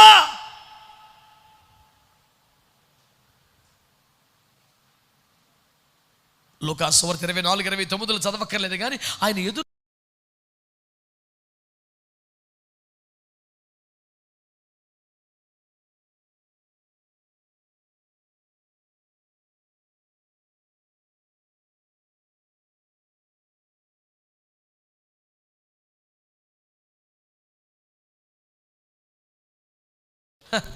ఆయన ఎదుటిన్న గ్రామానికి వెళ్ళిపోదాం అనుకున్నాడంట. ప్రిపేర్ అయిపోయాడు కంప్లీట్గా. వీళ్ళు బలవంతం చేస్తా, అయ్యా ప్లీజ్ ఈ రాత్రి మాతో ఉండమంట. సర్లే, ఆయన నిర్ణయం ఏదైనా, ఆయన పయనం ఎటైనా నువ్వు ఏడిస్తే ఆగుతాడు, నీతో వస్తాడు, నీలోనికి వస్తాడు, నీతో బస చేస్తాడు. అరే దారిలో నడుస్తున్నప్పుడు మాట్లాడితే నీ గుండెల్లో మంట పుడితే ఆయన నీతో ఉంటే, ఎప్పుడో ఒకసారి ప్రభుతో నడిచినప్పుడే మధుర సవ్వడి ఇంకా నీకు వినబడుతుంది. ఎప్పుడో ఒకసారి వచ్చిన దర్శనమే నీ కళ్ళల్లో ఇంకా కదలాడుతుంది. ఆయన నీతో బస చేస్తే ఆ మజా ఎట్లుంటుంది నాయన? స్తోత్రం చెప్పరే గట్టిగా, చెప్పరే గట్టిగా. నేను మీలో నివసించి సంచరిస్తానని వాగ్దానం చేసిన దేవునికి స్తోత్రం చెల్లించండి. హల్లెలూయా, హల్లెలూయా. ఓరి బాబు వెళ్ళిపోదాం అనుకున్నాను రా బాబు అన్నప్పుడే ఆగమంటే ఆగాడు. ఉంటాన్రా మీ దగ్గర అన్నప్పుడు కూడా ఏడవలేకపోతే ఎందుకు పనికి వస్తాం? ఇంకా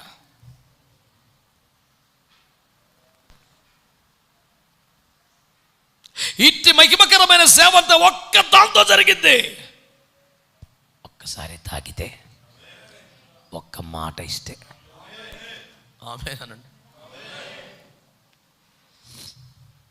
దైవజనుడా, నీ సేవకి దేవుడు ఒక మాట ఇచ్చాడా? ఏదన్నా నీ నోట ఏదైనా ఒక మాట పెట్టాడా? వాళ్ళ మాటలు ఇన్ని నూరు గోలు పెడుతున్నావా? నీదంటూ ఒక మాట ఉందా? ఉదాహరణకు చెప్తాను. బాప్తిస్మము యోహాను అనండి. ఆయనకి వాక్యం రాదా? బాగా చెప్పలేడా? ఊర్లు తాళాలేసి అడవిలోకి వెళ్ళేవాళ్ళంట. ఆయన ప్రసంగ సామర్థ్యం అది. కటౌట్లు లేవు, ఛానల్ లేవు, ఫేస్బుక్ ప్రోమోస్ లేవు, ఏమీ లేవు. అలాగని మంచి జనం ఉన్న సెంటర్లో చూసి మంచి హాల్ తీసుకొని పెట్టలేదు.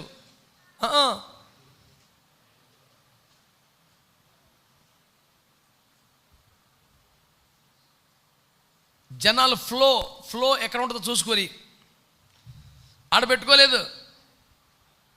బ్యారేజ్ కట్టినట్టుగా. బ్యారేజ్ ఆడ కడతారు? మెరకు నుంచి పల్లానికి వచ్చి నీరంతా కొంచెం ఎక్కడ సులువుగా పోగుపడుతుంది చూసి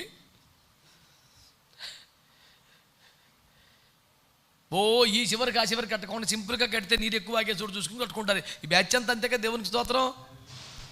ఎక్కడ పెడితే ఎక్కడ కడితే గబుక్కును ఎక్కువ నీరు పోగుపడి. యోహాన్ గారికి అలాంటి తిప్పలు ఎక్కడ ఉంది? అడవిలో కూర్చున్నాడు, ఒక్క కేక పెట్టాడు, వేసి రక్తం ఇచ్చేయ.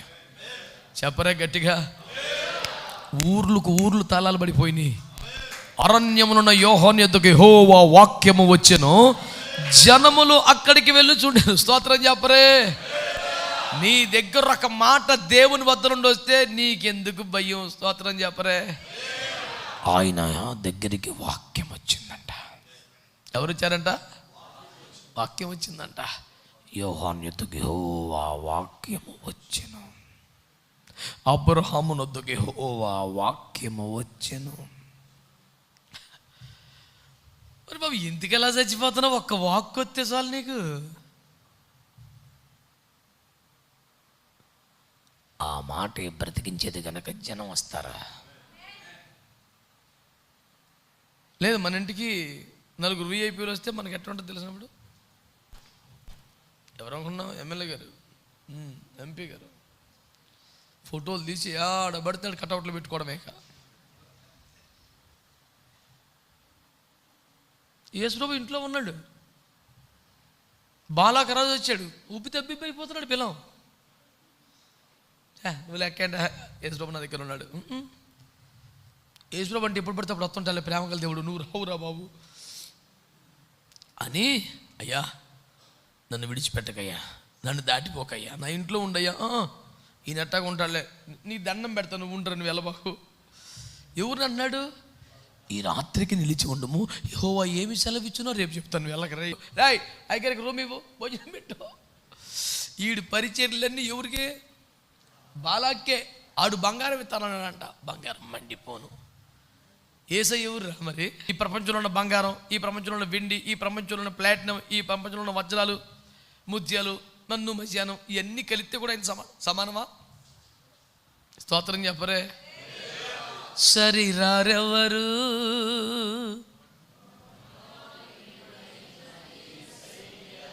బాలాకు ఆడు తెచ్చిన బంగారం 30 రూపాయలు. ఆడెవడు? Useless fellow. ఎవడాడు? 30 రూపాయలు బెటర్ అనిపించింది ఆడికి. ఆడి కంటే బుద్ధికి నుడు ప్రపంచంలో నిప్పుకోడి బెటర్ ఆడికన్నా. ఆడికన్నా యూజ్లెస్ ఫెలో వెళ్ళాడు అనిపిస్తుంది నాకు. ఒరే 30 రూపాయలు ఏంటి రాజు? ఏసుప్రభు ఏంటి నీకు అసలు బుర్ర పని చేస్తుందా?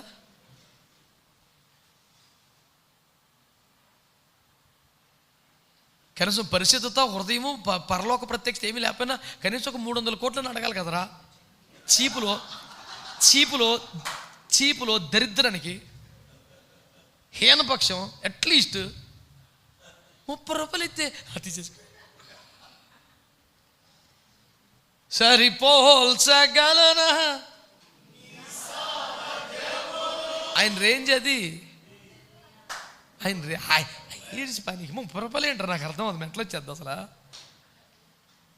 I can never find such a fool in my life. ఆడికంటే సన్నాసి అసలు ఎక్కడ అసలు తెలియ బుర్ర పని చేస్తుంది. యూజ్లెస్ 30 రూపాయలు ఏంటారు? నాకు అర్థం అవుతుంది. మెంటలు వచ్చేద్ది. అవి తీసుకెళ్ళి మళ్ళీ ఆడే పారపోసాడు. ఎట్లుంటో తెలిసినా ఊరి పోసుకుంటే ఎవరికైనా కడుపు పగులుద్దా? అడిగి పగిలింది. కడుపులో ఉన్న వేసం అట్టంటిది మరి. నడిమికి బద్దలై పేగులు బయటకు వచ్చి ఉరి పోసుకుంటే పేగులు బయటకు వస్తాయి. బెటర్ అసలు ఆడేదో పేక బిగించుకున్నాడు కానీ మొత్తం అంతా నాశనం అయిపోయింది ఎప్పుడు. ఆడు కడుపు నుండి డబ్బు, విషము, దరిద్రం. యేసుప్రభు లేడు కదరా, అంతే నాశనం అయిపోతాడు. సత్యాన్ని, వాక్యాన్ని దేవుడు నమ్మేసుకుంటావట్రా సైతానా. ఆ ప్రధాన యాజకులు సింపుల్గా ఏమన్నారు? నాకు వద్దు బాబు నిరపరాధి రక్తం, మాకు సంబంధం లేదు, నువ్వే ఉంచుకో, ఏమన్నా చేసుకో. మిగిలింది ఏంటి? చిరస్థాయిగా అఖిల్ దమా, రక్త భూమి. ఏం చేసుకుంటాకరా? నాకు అన్నిటికన్నా ఒక పదం మాత్రం భయంకరం అనిపిస్తుంది అపోస్తుల్లో. యూదా తన చోటికి పోవుటకు సిద్ధపరుచుకున్నారు. ఆడు చోటదంట. ఆడి చోటుకాడు వెళ్తాక తిప్పలు పడుతున్నాడంట. అయ్యా, మన గమ్యాన్ని, గురిని మార్చుకోవాలి. మనం అది మన చోటు. దేవునికి స్తోత్రం కలుగునగాక. హల్లెలూయా. యేసుని వెంబడిల్తునని నేడే గాని నిశ్చయించితిని, నెవెనుదిరుగల్ వెనుకాడల్ నేడేసుడే పిల్చిన, నా ముందు సిలువ, నా వెనుకలో కాశ, నాదే దారి, నా మనసులో ప్రభు, నా చుట్టూ విరోధులు, నాదే దారి, నెవెనుదిరుగల్ వెనుకాడల్ నేడేసుడే పిల్చిన సుదినో. వాళ్ళిద్దరు వచ్చాక నా పాట ఏం పడకుండా పోయింది ఏంది? నీ పక్కన ఉన్నానని వాళ్ళకి పెంచావా? కొంచెం దూరం ఉన్నానన్నా తగ్గించావా? ప్రతి కుట్ర అర్థం అవుతుంది నాకు. ఓయ్ దేవునికి స్తోత్రం కలుగునగా. ఎవడు పెంచితే పెరగం, ఎవడు తగ్గితే తగ్గం. యేసు ప్రభు. హల్లెలూయా, హల్లెలూయా. బొబ్బిలి దగ్గర ఒక గ్రామాన్ని నన్ను సభలకు ఒక 10 ఏళ్ల క్రితం పిలిస్తేనండి, పాటలు ఇక పాడతాము అనంగా కరెంటు పోయింది. తిప్పలు పడి జనరేటర్ తెచ్చారు, పెట్టారు. సురేష్ విల్లు 2 పాటలు పడాడు. ఇక నన్ను పిలిచారు. నేను మెల్లిగా ఎక్కబోతున్న స్టేజీ, జనరేటర్ పెద్ద శబ్దంతో కాలిపోయింది. కరెంటు పోయింది, జనరేటర్ కూడా పోయింది. ఇప్పుడు నేను చీకట్లో స్టేజ్ మీద ఉన్నా. ప్రజలందరూ ఇలాగే నవ్వుతున్నారు అందరూ. నాకు మాత్రం దుఃఖం వస్తుంది. ఏంటయ్యా, ఇంత ప్రార్థన చేసుకుని వచ్చాం, మీకు అందరికి నవ్వు వచ్చినట్టు నాకు రాలా, ఏడుపు వచ్చింది. ఏంది ప్రభా ఇది? పాప కరెంటు పోయింది, జనరేటర్ పోయింది, ఏంటయ్యా పరిస్థితి? నాకు ఒక రోషం వచ్చింది. కరెంట్ లేకపోతే, జనరేటర్ లేకపోతే చేపలం ఏంది వాక్యం అనిపించింది. దేవుని కృపలో వెన్నులో ఉంది. కొంచెం గబగబత్తికి స్టేజ్ వదిలేసి జనాల మధ్యలోకి వచ్చి అలా ఆ మధ్యలో నుంచొని, అందరు నా దగ్గరికి రండి అలా వచ్చేయారు. అందరూ 800-1000 మంది ఉంటారు చుట్టూ చేరారు. ఇట్లా పెట్టుకొని ప్రభునందు ప్రియులారా అని అరిసి వాక్యం చెప్పా. 1 గంట. పెద్ద 18 మందికి బాప్తిస్మాలు ఇచ్చిన రాత్రి.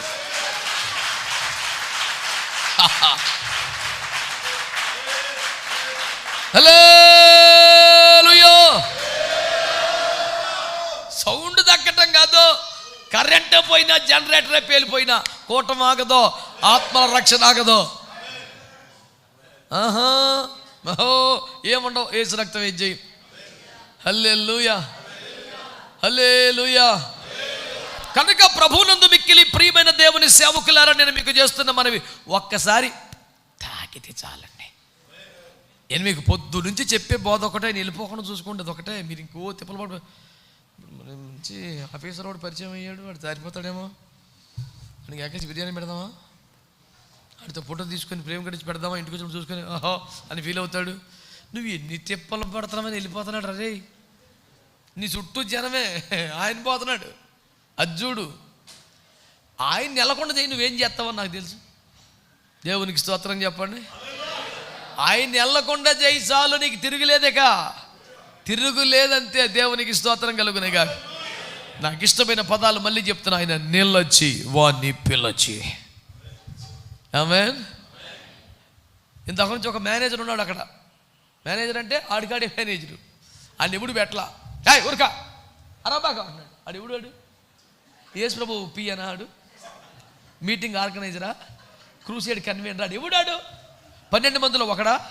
ఆడెవడో తెలియదు కానీ మొత్తం మేనేజ్ చేస్తుంటాడు ఒకడు.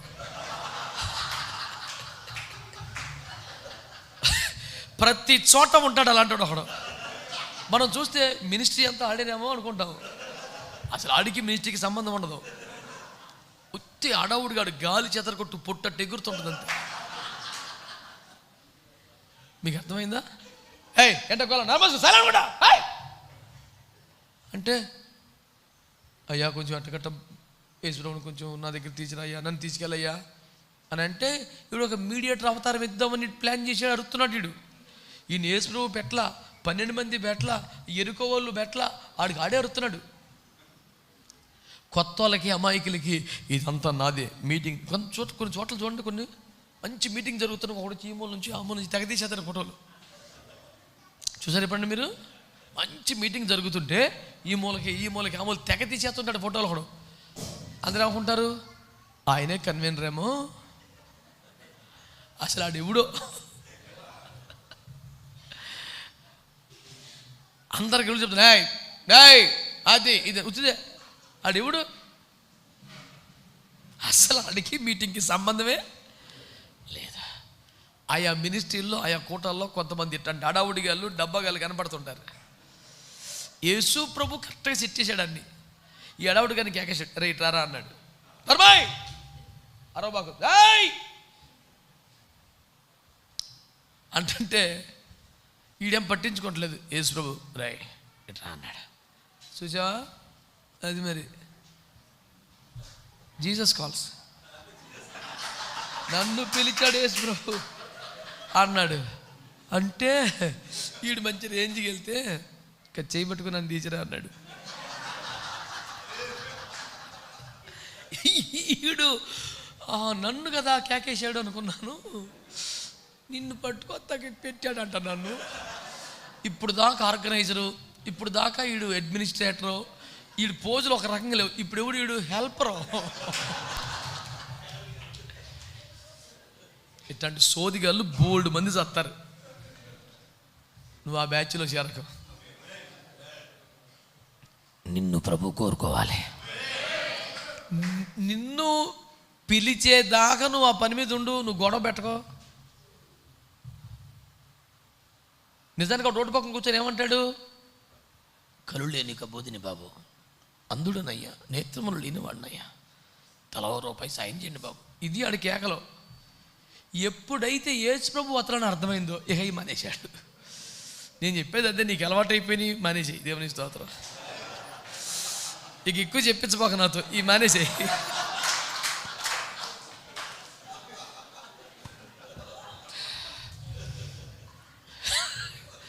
బాగా ప్రాక్టీస్ అయిపోయింది. రోడ్డు పక్కన కూర్చొని కొంచెం ఇద్దరు మనుషులు సవడ కనబడితే బాబా అలవాటు ప్రాక్టీస్. సరైన కూటం కనపడితే కిస్మిస్ వస్తే ఏటర్ వస్తే జనరల్ ఫస్ట్ వస్తే సపరేట్ కవర్లు పంచిపెట్టు కవర్లు పంచిపెట్టు. కాబట్టి ప్రియులరా, మరి ఈ పరిచర్యలు ఎంతో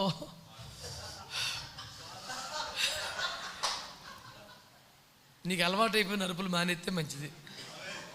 యేసు ప్రభు వచ్చాడు నీ దగ్గరికి, ఇంకా ఇదేనా కూటం? నచ్చలేదు కదా ఈ మాట మీకు? నచ్చలేదా? మరి అయ్యే అరుపులు అరుచుకో, వాళ్ళే వస్తారు, తలక రూపాయి డబ్బులు వేస్తారు. సాయంత్రం లెక్క పెట్టుకుని చిల్లర కొట్టుకాడికి వెళ్ళి కొద్ది టీ పొడి పందారు తెచ్చుకొని టీ కాసుకొని తాగుతుంది కానీ రాత్రి అంతకన్నా ఎందుకు వస్తుందా బతుకని. ఒక్కసారి నా ప్రభు నేను పిలిచి అట్ట అట్ట టచ్.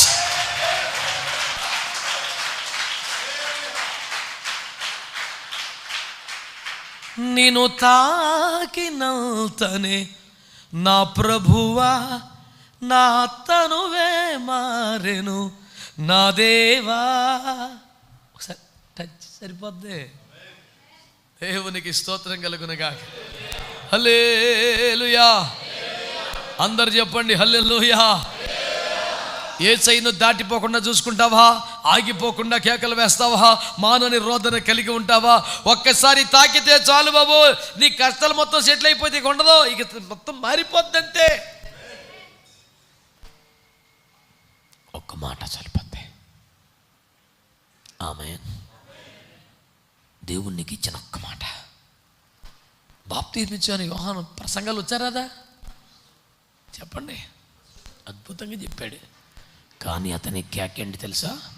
పరలోక రాజ్యము సమీపించి ఉన్నది, మారు మనసు పొందండి. హేరోదిని వదిలేమని చెప్పాడు, మారు మనసు తగిన ఫలించమని చెప్పాడు, చాలా చెప్పాడు. కానీ మెయిన్ అతనికి ఇచ్చిన మాట ఏంటంటే పరలోక రాజ్యము సమీపించి ఉన్నది, మారు మనసు పొందండి. ఒక మాట దేవుడు ఇవ్వాలి. నీకు నా పాయింట్ అర్థం అవుతుందా? నా పాయింట్ అర్థమైందా? ఆది కాండం నుంచి మలాకి వరకు యోహాన్ గారికి తెలిసి ఉండొచ్చు, కాదనటం లేదు. అందులో ఏదో ఒక విషయాన్ని ఎత్తి ప్రసంగించవచ్చు, కాదనటం లేదు. కానీ దేవుడు అతనికి ఇచ్చిన మాట పరలోక రాజ్యము సమీపించి ఉన్నది, మారు మనసు. అర్థమైన వాళ్ళు మాత్రమే ఆమేనండి. అంతకు మించి ఇంకేమీ రాదు, ఇంకేమీ తెలవదని నేను అంటలేదండి. యోహానికి స్పెసిఫిక్గా పర్టికులర్గా యోహానికి ఇచ్చిన వర్డ్ ఏంటి? Repent for the Kingdom of God is at hand. మారు మనసు పొందండి, పరలోక రాజ్యం సమీపంగా ఉంది. అది ప్రధానమైన కేక, అవునా కాదా? కొంచెం గట్టిగా అవునా కాదా? అలాగే నీ నోట కూడా ఒక మాట పెడతాడు, అది పాయింట్. కాపీ పేస్ట్ కాదు, సిగ్గుమాలిన పని. ఉపదేశం నేర్చుకోవాలి, దైవజనుల ఉపదేశాలు పాటించాలి, తిరిగి మన ప్రజలకు బోధించాలి. తప్పు లేదు, నేను కాదంటలేదు. ఆయా దైవజనులకు నేర్పించగా, ఇందులో రాయబడగా అవి చదివే కదా మనం కూడా చెప్తున్నాం. పౌలయ్య గారు చెప్పిన బోధన కాదు ఇప్పుడు నేను చెప్పింది. తిమోతి గారికి ఏం చెప్పారు పౌలు గారు? నాకు ఇయ్యబడిన ఉపదేశము నీకు అప్పగించింది. ఒక ఆత్మీయ తండ్రి దగ్గర నుంచి కుమారులు ఉపదేశం నేర్చుకోవాలి, పొందుకోవాలి. దాన్ని తప్పుపట్టడంలా దాని అర్థం ఇంకెప్పటికీ పొందుకోవద్దు అని కాదు. ఇది మూలధనం. ఆల్రెడీ ఏదైనా తోటలో కాయలు కాచినాయి కాబట్టి సేద్యం మానేయకూడదు. అమ్మా ఇక్కడ సేద్యం చేస్తూనే ఉండాలి. స్తోత్రం చెప్పరే. ఆల్రెడీ విరగ కాసిన తోటలో సువాసన ఇచ్చిన ఫలములు ఉండగా ఇంకా సేద్యము చేయుటయా? కాసిన కాడికి తినే తర్వాత ఏం చేస్తావు? స్తోత్రం చెప్ప. మూలధనం ఇచ్చాడు రా, వృద్ధి చేయబట్రా. దేవునికి స్తోత్రం. తలాంతి ఇచ్చాడు, 10 చేయవా? అమాయకమైన మాటలు మాట్లాడతావేంటి? నీ ఆత్మీయ తండ్రులు, నీ దైవ జనులు, నీ నాయకులు, అపోస్తలులు, ప్రవక్తలు నీకు ఇచ్చింది మూలధనం. నువ్వు డెవలప్ చేసుకోవాలా? దాన్ని వద్దంటలేదు నేను, దాన్ని డెవలప్ చేయాలా, ధ్యానించాలా. ఏ ప్రత్యక్ష ప్రసంగాన్ని నువ్వు వాడుకోవట్లకి సర్వహక్కులు ఏం తప్పలేదు. చాలామంది దగ్గర వచ్చి అన్నా మనం నీ చెప్పిన ప్రసంగాన్ని నేను చర్చిలో నేను వాడుకోవచ్చు అన్న దర్జాగా. అసలు ఆ పని బోలు మంది చేస్తున్నారు, సర్వ హక్కులు ఉన్నాయి. ఇదేమన్నా నా సొత్తా? నేను కొన్ని వేల సార్లు చెప్పా, నేను చేయుచున్న ఉపదేశములు బాల్యము నుండి నేటి వరకు అనేక మంది పరిశుద్ధుల దగ్గర నేర్చుకున్నవి 50%, ప్రభువు నాకు ఇచ్చిన ప్రత్యక్షతలకు 50%. మొత్తం భక్తుల దగ్గర నేర్చుకున్నది కాదు, మొత్తం నాకే వచ్చిన ప్రత్యక్షతలు కాదు. ఇప్పటికి ఇది కొన్ని వేల సార్లు చెప్పుంటాను, మళ్ళీ ఇప్పుడు కూడా చెప్తున్నాను. ఇప్పుడే చెవులు తెరవబడ్డవాడు ఉంటే ఆడి కోసం. దేవునికి స్తోత్రం. నేను చెబుతున్న ఉపదేశం అంతా నాకే వచ్చిన ప్రత్యక్షతలు కాదు, భక్తుల దగ్గర నేర్చుకున్నదే కాదు. ఒక 50% చిన్నప్పటి నుంచి నేర్చుకున్నది ఉంది, ఒక 50% ఆయన నేర్పించింది కూడా ఉంది. ఇది మూలధనం, ఇది కృపలో మళ్ళీ పొందుకుంది. 2 మేళవించి కొంచెం కొంచెం అవకాశం ప్రభు ఇచ్చిన చోటల్లా పంచి పెడతాను. ఆమేన్, హల్లెలూయా. నేనేమంటున్నాను, ఒక మాట దేవుడు మన నోట పెడితే ఆ పని వేరుకుంటుందండి. ఈ మూలధనం ఉంటుండగా ఒక మాట పెట్టాలి, అది నా పాయింట్. బాప్తిస్మ యోహాను జకర్యా అనే యాజకుని కుమారుడు, సరుకు సత్తా సబ్జెక్ట్ లేని ఎవ్వరమేం కాదు అక్కడ. ఆయా తరగతి క్రమాల చొప్పున ధూపం వేసే నమ్మకమైన దైవజనుడు ఆయన. ఆత్మపూర్ణాలకు తెల్లవిడ ఎలిజబెత్. ఏం అమాయకంగా ఉండదా ఇల్లు? Full subject. ఆ సబ్జెక్ట్లో నుంచి మాట్లాడాలా, అది పాయింట్. దేవుడు ఒక మాట ఇచ్చాడు, వాళ్ళ తండ్రులు తాతలు ఆహారం దాకా ఎవడో చెప్పంది ఒకటి ఇచ్చాడు. స్తోత్రం చెప్పరే. పరలోక రాజ్యము సమీపించి ఉన్నది, మారు మనసు పొందు. అలాగే నీ నోట కూడా ఒక స్పెసిఫిక్ వర్డ్ పెడతాడు దేవుడు. ఇది నా విశ్వాసం. నీకు నీకు నీకు నీకు ఒక్కొక్కరికి ఒకటి పెడతాడు దేవుడు. అది ఎంతమంది చెప్పని, నువ్వు చెప్తే అందం వేరు. స్తోత్రం చెప్పండి. ఏసన్న గారి పాటలు ఎంతమంది పాడుకోవట్లేదండి, ఆయన పాడితే ఉన్న మజా ఎట్లా ఉంటుంది. అమ్మాయి ఇంకా మాట్లాడుతున్నా ఒక్కొక్కడు. ఏసన్న గారి పాటలు 5 నిమిషాలు 10 నిమిషాలు పోనీ 15 నిమిషాలు లాగుతావు, ఆ తర్వాత ఇంకో పాటలోకి వెళ్ళాలి. కానీ ఒక్క పాట 40 నిమిషాలు 50 నిమిషాలు గంట బండి రోజులు ఉన్నాయి, బోరు కొట్టదే. అదే ఆయనకు వచ్చిన మాట సార్, ఆ రేంజ్ వేరు ఉంటుంది. ఓ అదే అంతకన్నా మెలికలు తిరిగిపోయి చేసేవాళ్ళు బోల్డ్ మంది ఉన్నారు. కలగట్టదు కలగట్టదు కలగట్టదు. ఒక ఆయన ఏసన్న గారిలాగా పాడలేక ఆయన మీద అసలు వచ్చి అని నేను మెలుకలు తిరగలేను, మరి నేను ఇలాగే పాడతాను. పాడు, నిన్ను పాడమన్నది దేవుడురా, మళ్ళీ గట్టిట రాదని ఏడుతూ ఎందుకురా? నిన్ను ఎవడన్నా రాత్రి దర్శనం వచ్చింది, నువ్వు కూడా ఇట్లా తిరిగని. ఆయన ఆత్మలో లీనమై తను తాను మైమరిచిపోయి ఆత్మచేత నింపబడి ఆత్మలో దేవుని ఆరాధిస్తూ పరవశిస్తున్నాడు. కొంతమందికి అదేం లేదు, అదే వీడియో ఎనక్కి తిప్పి ఇటు కదిలాడా ఇటు కదిలాడా ఇట్లా అన్నాడా. ఈ ప్రాక్టీస్ ఏంటరా సైతానా సైతానా. ఎలీషాకు ఏం చెప్పాడు? నేను కొనిపోబడుట చూడగలిగితే నీకు వచ్చుద్ది కృప. కొనిపోబడుట అగ్ని రథాలు అగ్ని గుర్రాలు అంటే అర్థం ఏంటి? ఆత్మలో కొనిపోబడుట చూడగలగాలి. చెయ్యట తిప్పాడు అన్నాడా? ఏం కొట్టుకున్నాడు? తెంగర మొఖాలండి, తెంగర మొఖాల. ఆత్మలో ఆ దైవజనుడు ఎట్లా కదలాడుతున్నాడా, ఆత్మలో ఎట్లా దేవుని కృప పొందాడా. ఆమేన్. ఆ దైవజనుడు ప్రసంగించక ముందే పాట ద్వారా ఎన్ని వేల మంది రక్షించబడి ఉంటారండి. ఒకలా ఇద్దరా?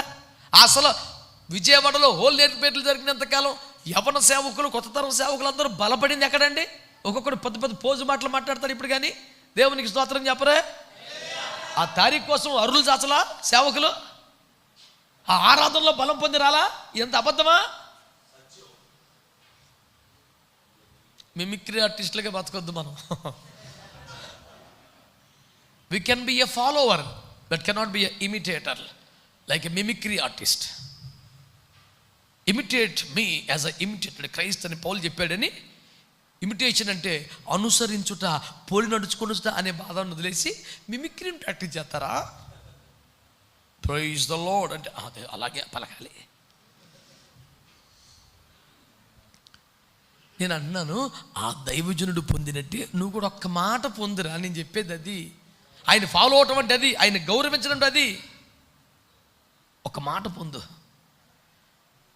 మారు మనసు పొందండి, పరలోక రాజ్యం సమీపంగా ఉందని చెప్పాడు కాబట్టి యోహానికి ఇంకేం వాక్యం తెలీదా? యాజక కుటుంబం అండి, బోలు సబ్జెక్ట్ ఉందండి. గర్భంలో ఉన్నప్పుడే యేసును 6 నెలల పిండంగా ఉన్నప్పుడే నాట్యం అనేసిన క్యాండిడేట్ అండి. పాట వచ్చు, నాట్యం వచ్చు, అన్ని వచ్చు యోహానికి. అమాయకంగా లేడు ఆయన. కాకపోతే ప్రకటించడానికి ఆయనకి ఒక మాట ఇచ్చాడు. ఇదంతా ఎందుకంటే అట్టాగే నీకు కూడా ఒకటి ఇస్తాడు. నేను చెప్పేది అది.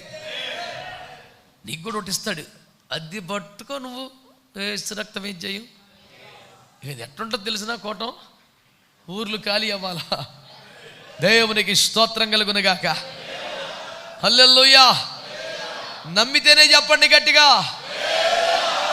ఊర్లో ఇళ్ళకి తాళాలు పడి నీ చర్చి కాడికి పరుగొత్తికొచ్చే ఒక రోజు కొరకు, వీధులు కిక్కిరిసిపోయే ఒక రోజు కొరకు. హల్లెలూయా.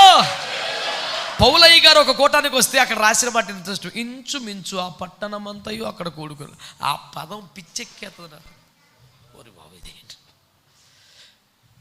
వర్షపాటు రోజు చదువుకుంటాం కదా, అక్కడికి వచ్చేసరికి నాకు అబ్బా, ఇంచుమించు పట్టణం అంతా వచ్చేసిందంట కోటానికి. అయ్యిందండి అపోస్తుల కార్యాలు అంటే. అది అపోస్తుల కార్యం అంటే.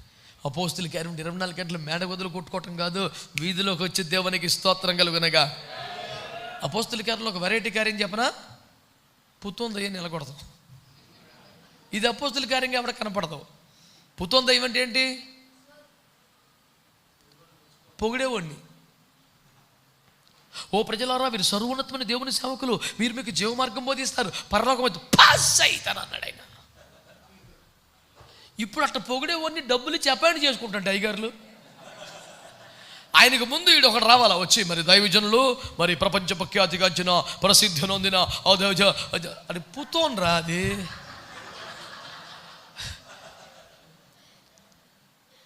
పవర్ఫుల్గా దాన్ని ఎల్లగొట్టమంటే పైసలు ఇచ్చి నియమించుకున్నాం ఏంట్రా పుతోన్ అమ్మాయికుడా. ఆ పుతోన్ చెప్పిన దాంట్లో అబద్ధం ఏమన్నా ఉందా? నిజమే కానీ చెప్పనేమట్లా. అది అపోస్తుల కార్యం అంటే. నిజం కాకపోతే నీడి కాగితం మీద రాసేస్తాడు, ఈ చెప్పు డిటిపి, పీజీడిసిఏ, కోరల్ రా, ఇవి కూడా రాశాడు మొన్న ఒకడు. ఇవన్నీ క్వాలిఫికేషన్స్ అంట, చదవమంటున్నాడు. ఇది డిటిపి చేశాడంట. ఇప్పుడు నేనేం చేయను? ఫోటోషాపు, కోరల్ రా. నాకు చిరాకు వచ్చేసి ఒకడు అన్నాడు C++ అన్నాడు. నేను అన్నాను, ఎందుకు ++ CDE అని చెప్పరాదు అన్నాను. అది కాదు సార్, కూర్చో. పనికి మళ్ళీ పనులన్నీ. జ్ఞాని తన విద్యను మరుగు చేయను అన్నాడు బైబిల్లో. తెలివితేటలేవు. దేవునికి స్తోత్రం చెప్పండి. హల్లెలూయా. మన పేరుకేం పెద్ద విలువేం లేదు.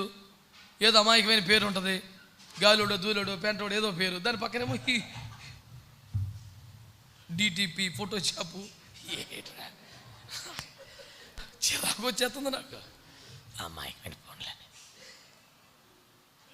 మారు మనసు పొందిన వాళ్ళందరూ స్తోత్రం చేయాలి. ప్రభు నీకు ఒక మాట ఇస్తాడు, నీ నోట ఒక మాట పెడతాడు. పేతురయ్య గారిని బట్టి స్తోత్రం చెప్పండి. అపోస్తుల కార్యం 15వ అధ్యాయంలో కొందరు ఇలా చెప్తున్నారు, కొందరు అలా చెప్తున్నారు. ఎలా చెప్పాలి బాబు అర్థం అవుతలేదని గాబరైపోయారు అందరూ. అప్పుడు పేతురు అంటాడు, చదువుతారా?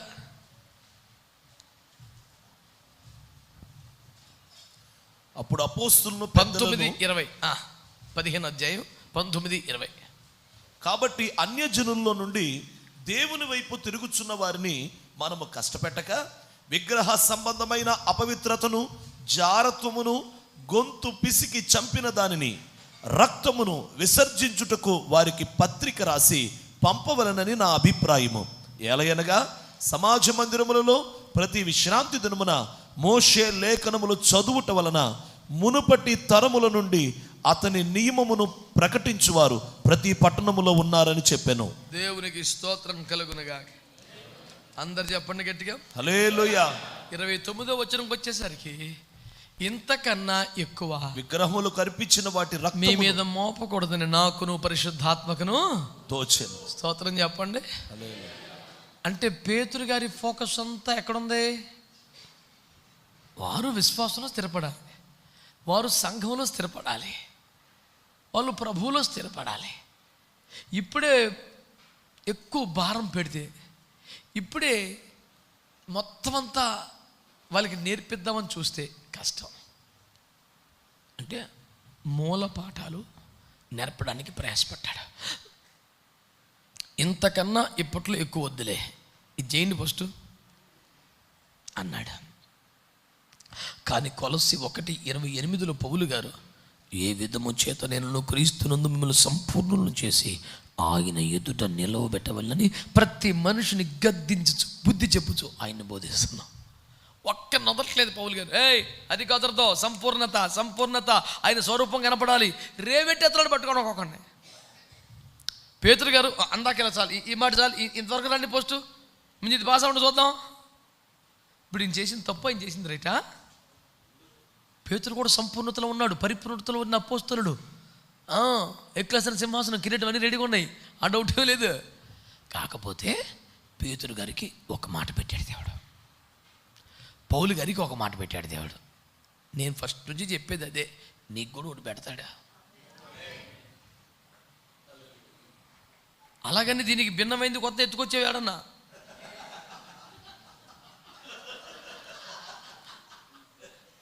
వాళ్ళు తయారయ్యారుగా. బ్రెన్హామ్ గారే ప్రవక్త అంటాడు ఒకడు, పరలోక తల్లి రాత్రి నాకు ఫోన్ చేసింది అంటాడు ఇంకొకడు. ఈ నెంబర్ ఆమె వెళ్ళిందో, ఆవిడ SMS నీకెట్ వచ్చిందో, అసలు మీ వ్యవహారం ఏందిరా? సైతానా, సైతాన్ చూసారు ఎట్లా మోసం చేస్తుంది దేవుని బిడ్డల్ని. ఏంటేంటో మాట్లాడుతున్నారండి. 1916లో రాకడ అయిపోయింది అంటాడు ఒకడు. మరి అన్నీ అయిపోయింది, ఈడెందుకు మిగిలి ఉన్నాడో తెలుస్తలేదు నాకు. ఏది చెప్పినా అయిపోయింది అంటాడు, ఈడి మట్టుకి ఈడవడం. మనందరం అవ్వకూడదు తప్ప వాడు పోకూడదని తీర్మానం చేసుకున్నాడు. ఏది దుర్మార్గం అండి. అందుకని నేను కొన్ని వేల సార్లు చెప్పాను కదా, 15 సంవత్సరాలుగా, ప్రత్యక్షత నూతనంగా ఉండవచ్చును, భిన్నముగా ఉండకూడదు. Revolution can be new but it can not be different. మీకు అర్థమైందా సరిగ్గా?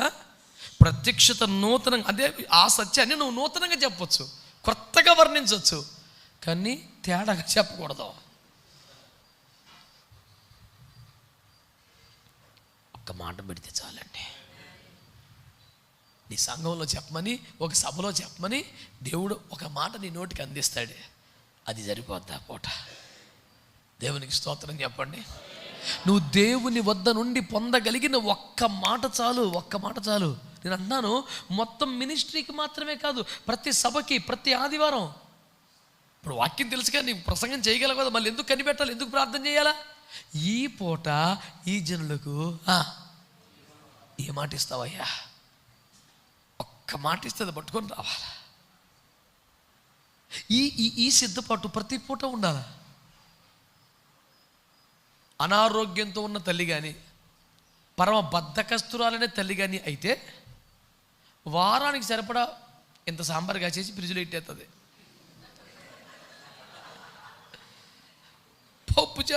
పప్పుచారు పూటకింత దియ్యా కిక్కి అంటది. అది ఏడుదా? మైక్రోవేవ్ అంతే. పొగల సెగలు ఎక్కేస్తుంటే వీళ్ళు చెమట్లకి ఎక్కి తింటమే కది. ఎప్పుడుది? అదేందన్నావు, ఫ్రిడ్జ్ ఎందుకురా కనిపెట్టారు, మైక్రోవేవ్ ఎందుకురా? నేను అన్నా, మరి నువ్వెందుకమ్మా, నువ్వేం ఫ్రిడ్జ్ ఎందుకు అంటున్నావు, నేను నువ్వెందుకని అడుగుతున్నా, నా మాట చెప్పు.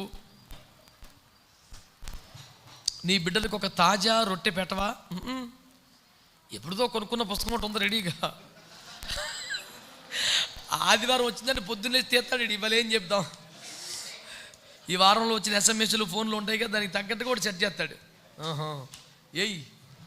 హల్లెలూయా. పొద్దున్న లేతే మోకాళ్ళు వేయాలా, ప్రభు ఒక్క మాట అయ్యా, నువ్వు ట్రై చేయకూడదు. ఒక మాట ప్రభువుని పెట్టనివ్వాలా. ఆ మాట పెట్టాక ఆ మాటను ప్రకటించడానికి నువ్వు సిద్ధపడాలి. అది ప్రసంగం సిద్ధపాటు అంటే. పెన్ను కాగితంతో సిద్ధపడొద్దు. నీ దండం పెట్టి చెప్తున్నా. ఒక మాట వచ్చాక పెన్ను కాగితం పట్టుకో. నాకు అర్థమైందా? పెన్ను కాగితంతో ఒక మాట కోసం ఉండకో. మాట వచ్చాకే పెన్ను కాగితం పట్టుకో. అది మర్చిపోతావు కనుక రాసి పెట్టుకో. నేను నీతో మాట్లాడుతున్న సంగతులు రాసుకో. కానీ ముందు ఏం చెప్తే బాగుంటుంది? ఆడ మొన్న వారం నన్ను చూసి కూడా వందనాలు చెప్పలేదు. ఆడికి ఎట్ట కొట్టాలి ఈ వారం? ఎప్పుడు ఒడిచిలో రాయి పెట్టుకొని తిరుగుతావా ఏందిరా? వద్దండి తమ్ముడా, అట్లాంటి పని వద్దు మనకే. ఒక మాట పొందుకోవాలి. దానికోసం గంట వద్దో, రాత్రి వద్దో, తెల్లారిపోద్దో, నీ ఇష్టం కనిపెట్టాలి. ఆయన దయ, ఆయన చిత్తం కనిపెట్టుకుని ఉండటమేక. ఒక్క మాట దొరికిందో, యేసు నామములో అడుగుచున్నాము తండ్రి. అప్పుడు దీ పెన్ను కాగితం. దాని మీద పొదుగు ఏం పొదుగుతావో సంఘానికి ప్రకటించు. ఆ ప్రసంగ సిద్ధపాటే అది. నన్ను అడిగాడు, అనే నువ్వు ఎప్పుడన్నీ ప్రిపేర్ అవుతావు అంటే, ఓ 2 పుస్తకాలు డైరీ చేసుకొని కూర్చోలేదు దాని ముందు నేను. అది సమస్య. చెప్పింది చెప్పకుండా మరీ చెప్తున్నావు ఎప్పుడు. ఇదంతా కాగితం పెన్ను కాదు నాన్న, ఆయన కాళ్ళు పట్టుకోవాలి. నా మాట ఇవుడుకు ఉపయోగం బాబు, నా జ్ఞానం పనికిరాదయ్యా, ఒక్క మాట చెప్పయ్యా, నా అనుభవంలో నుంచి కాదయ్యా, నీ చిత్తంలో ఒక్క మాట. అది పొందుకుని అప్పుడు ఐప్యాడ్ మీద పెట్టుకుంటావా, పేపర్ ప్యాడ్ పోయి రైటింగ్ ప్యాడ్ మీద పెట్టుకో, ఏదో ప్యాడ్ మీద పెట్టుకో, తప్పులేదు. దేవునికి స్తోత్రం. ఆ మాట కోసం కనిపెడతావా? ఆమేనండి గట్టిగా. హల్లెలూయా. ఇంతకీ ఏంటంటారు సార్ ఈ మాట గొడవ? ఆదికాండం 1వ అధ్యాయం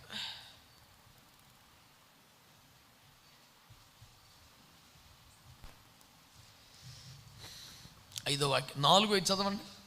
వెలుగు మంచిదైనట్టు దేవుడు చూచెను, దేవుడు వెలుగును చీకటిని వేరుపరిచెను. 4వ వాక్యం చదివారా? 4 చదివాను. 3 అయితే, దేవుడు వెలుగు కమ్మని పలుకగా వెలుగు కలిగెను.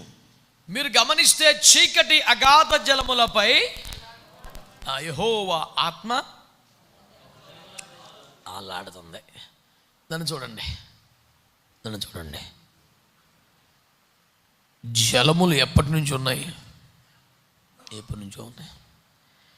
దేవుని ఆత్మ ఎప్పటి నుంచి అల్లాడుతుంది? చాలా కాలంగా, ఎన్నో ఏండ్లుగా, 100 సంవత్సరాలుగా, బహుకాలముగా జలముల మీద, పతనమైన సృష్టి మీద, నశించిపోయిన దాని మీద, అలుముకున్న అంధకారము మీద దేవుని ఆత్మ అల్లాడుతుంది.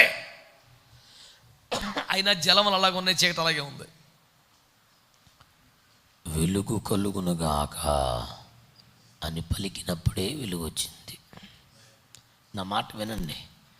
నువ్వు పలకకపోతే అక్కడ ఆత్మ లేనట్టు కాదు, నువ్వు పలకకపోతే నువ్వే ఇంకేమీ జరగనట్టు కాదు. దేవుని ఆత్మ అల్లాడుచున్నది, దేవుని సృష్టి మూలుగుతున్నది, పతనమైంది బయటికి వచ్చుటకు సిద్ధపడుచున్నది. నీ మాట కొరకే, దేవుని కుమారుని నోటి మాట కొరకు, దేవుని కుమారుని నోటి మాట కొరకు.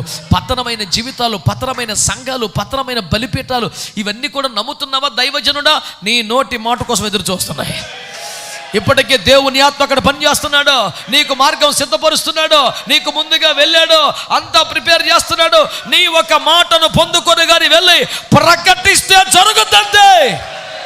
అందరూ చెప్పండి గట్టిగా, నేను దేవుని కుమారుడను గనుక నేను దేవుని మాట పొందుకొని ప్రకటిస్తే కార్యము జరుగుతుంది. ఇంకో ₹1,00,000 మాట చెప్తాను మీరు, ఏది ప్రకటిస్తే అదే జరుగుద్ది, జరిగి తీరుద్ది. యేసు నామములో మనము దీనిని స్వతంత్రించుకుందాము గాక. హల్లెలూయా. వెలుగు కలుగును గాక అని పలుకగా ఆకాశం ఏర్పడింది. వెలుగే కలిగింది. ఆకాశము కింది జలములు ఒక్క చోట కూర్చబడి 6 నేల కనబడును గాకనగా జంతువులు మృగములు వచ్చెను. 6 నేలే వచ్చింది. దీన్ని బట్టి ఏమర్థం అవుతుంది? దేవుని కుమారుడు పలికితే తప్ప పని జరగదు. రెండవది, దేవుని కుమారుడు ఏది పలికితే, చెప్పండి, ఏది పలికితే అదే జరుగుద్ది. ఒక సభలో నిలబడ్డావనుకో, నేను మళ్ళీ చెప్తాను వినండి, ఒక సభలో నిలబడ్డావనుకో, మైక్ పట్టుకున్నావనుకో, ఏదో వెర్రి ఆవేశంగా అలవాటైపోయి పనికి మళ్ళీ రీతిలో కాదు, ఆత్మచేత నింపబడి, ఆత్మచేత రేపబడి, దేవుని ఆత్మ అల్లాడుచున్న వేళ, పరిశుద్ధాత్మాభిషేకం బలముగా దిగి వచ్చిన వేళ స్వస్థత కలుగుద్ది అని పలికితే స్వస్థతే కలిగిద్ది. రక్షణ కలుగుద్దని పలికితే రక్షణే కలుగుద్ది. ఉజ్జీవం కలుగుద్దని పలికితే గుర్తుపెట్టుకో, అది నువ్వు పొందిన మాట అయితే. నెంబర్ 2, దేవుని ఆత్మ అక్కడ అల్లాడుతూ ఉంటే. అందుకనే వాక్య పరిచర్య ముందు మనం ఆరాధన చేయాలి. మా తమ్ముడిని ఎందుకు తీసుకెళ్తున్నాం ఎడపోయినా? జార్జ్ బుష్ గారిని, జార్జ్ W. బుష్ కాదు, జార్జ్ K. బుష్, దేవునికి స్తోత్రం కలుగునగా. ఎక్కడికి వెళ్ళినా అంత పెద్ద మనిషిని చంటి పిల్లలు ఎత్తుకెళ్ళినట్టు ఎత్తుకుపోతున్నాం. దేవునికి స్తోత్రం కలుగునగా. ఎందుకంటే అతను దేవుణ్ణి ఆరాధిస్తున్నప్పుడు దేవుని కృపలన ఆత్మ అల్లాడుచున్నాడు ప్రజల మీద. హల్లెలూయా! ఎంత గొప్ప భాగ్యం, ఎంత గొప్ప కృప పొందేసావు నాన్న, ఎంత భాగ్యం. జీవితాంతం ప్రభుని ఆరాధించాలి, ఎంత భాగ్యం. ఆత్మలాగా అల్లాడుతున్నప్పుడు నేను నువ్వు మనల్ని పొందుకున్న మాట, చెప్పమన్న మాట అట్ట ప్రకటిస్తే పని అయిపోతుంది. దేవునికి స్తోత్రం కలుగునగా. హల్లెలూయా, హల్లెలూయా. అతనికి ఎవరు? నాకు అతను కావాలి. అతనికి ఎవరు కావాలి? వాళ్ళు కావాలి. స్కేళ్ళు పెన్సిల్ అన్నీ తెస్తాడు, అవన్నీ వాళ్ళకి ఎత్తాడు. CD అంటుంటాడు, అవి మనకు సంబంధం లేదు. హల్లెలూయా. మరి వాళ్ళకి ఎవడు ఉండాలా? అగో ఆడు ఉండాలా. కరెక్ట్గా ఎన్ని పెట్టి తిప్పి ఎట్టంటే ఆమెన్ ఆమెన్ ఆమెన్ ఆమెన్ అని ఉండాలి. దేవునికి స్తోత్రం. ఎన్ని అవయవాలండి, ఇక్కడ కమాండ్ రావాలా, ఈ ఎముకలు కదలాలి, నరాలు కదలాలి, కండరాలు పనిచేయాలి, అన్నీ. అప్పుడు మనందరం కలిస్తేనే పని అయింది. మినిస్ట్రీ అంటేనే టీం వర్క్. ఎవడు తక్కువడు కాదు, ఎవడు ఎక్కువడు కాదు. ఇక్కడ కూర్చున్నాడు కాబట్టి పెద్ద కాదు, అక్కడ కూర్చో అమ్మాయి, అందరం ఒకటే. ఏది మిక్కిలి చిన్న అవయవం అది మిక్కిలి ప్రాధాన్యత కలిగింది అన్నాడు. ఎవరు తక్కువ చేయలేదండి యేసు ప్రభు. ఎవరికి కనపడదు కాబట్టి వెన్నెముక అమాయకమా? వెనకాల ఉండిపోయింది కాబట్టి అది వేస్టా? నిన్ను ముందు ముఖం చూపించేది అదేరా బాబు. లేకపోతే వెన్నెముక ఉంటేనే నీ ముఖం భలే తేటగా ఉందండి, తేజగా ఉందండి, గుండెకే కరెక్ట్గా ఉంటే అలాగ ఉంటుంది. ఇక్కడేం తేడా వస్తే ముఖం తేడా వచ్చేస్తుంటుంది. నేను కొంచెం ముఖం తేడాగా ఉంది ఏమోనండి, ఆడికి వెళ్తే చూపిస్తుంది గుండెకెళ్ళి ఏముందో. లోపల ఎన్ని కరెక్ట్గా ఉంటేనే పైకి. పైకి అంటే ఏంటి? ప్రసంగికులు మేము పైకి చేజి మీద ఫ్లడ్ లైట్లు, ఈ కెమెరాలు, ఇదంతా మాదంతా ముఖం. అసలు గుండెకాయలు మీరే. మీరందరూ కరెక్ట్గా పని చేస్తున్నప్పుడు మా ముఖం తేటగా అంతది. ఈ ప్రార్థించే వాళ్ళు, సహకరించే వాళ్ళు, విజ్ఞాపన చేసేవాళ్ళు లేకపోతే ఇక్కడ ఏముండదో విషయం. ప్రసంగికుడు జనాలకు కనపడే ఒక అవయవం. మీరందరూ అంతరంద్రియములు. ఏంటయ్యి? గుండెకాయలు, ఊపిరితిత్తులు, కిడ్నీలు అన్నీ మీరే. దేవునికి స్తోత్రం కలుగునగా. హల్లెలూయా చెప్పండి. మీరెంతో కీలకమైన వారు, ఎంతో ప్రాధాన్యత కలిగిన వారు, విలువైనటువంటి ఖరీదైన అవయవాలు. కనిపించే ముఖం మీద యాసిడ్ పోసినా బతకొచ్చు, కానీ గుండెకాయ మీద పోతే అవ్వదు. స్తోత్రం చెప్పండి. 2 చేతులు తిరిగిపోయినా బతకొచ్చు, కానీ గుండెకాయ ముక్కలైపోతే కుదరదు. లోపలే ఇంపార్టెంట్ అండి బాబు. స్టేజ్ మీద ఉన్నవాడు పెద్ద బేబచ్చం కాదు. అమాయకంగా ఆలోచించకుండా నన్ను ఎప్పుడు అక్కడ తీసుకెళ్తావు ప్రభా, నువ్వు పెట్టుకొచ్చేది ఎట్టపోతారు బాబు గుండెకాయ.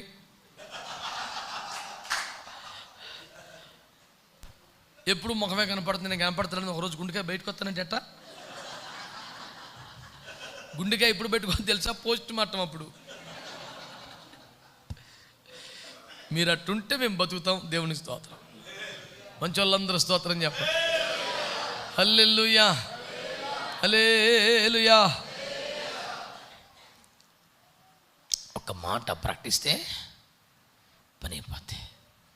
మంచిగా స్తోత్రం చెప్పండి ఒకసారి. హల్లెలూయా, స్తోత్రం చెప్పండి. ఇప్పుడు శ్రద్ధగా ఈ మాటలు చెప్పండి. వెలుగు కలుగును కాకంటే, భూమి ఏర్పడును కాకంటే, భూమి పుట్టించును కాకంటే, ఆకాశమందులు జ్యోతులు కలుగును కాకంటే. నువ్వు ఆకాశం మీదనా, సముద్రంలోనైనా, భూమి మీదైనా నువ్వు పలికితే జరుగుతాయి. ఎందుకంటే నువ్వు దేవుని కుమారుడివే. దేవునికి స్తోత్రం చెప్పండి గట్టిగా. కాకపోతే ఆయన ఇస్తే, కాకపోతే ఆత్మ అల్లాడితే, కాకపోతే నువ్వు ఏది పలికితే అదే. ఎన్ని ఉన్నాయి మరి. దేవునికి స్తోత్రం చెప్పండి. హల్లెలూయా.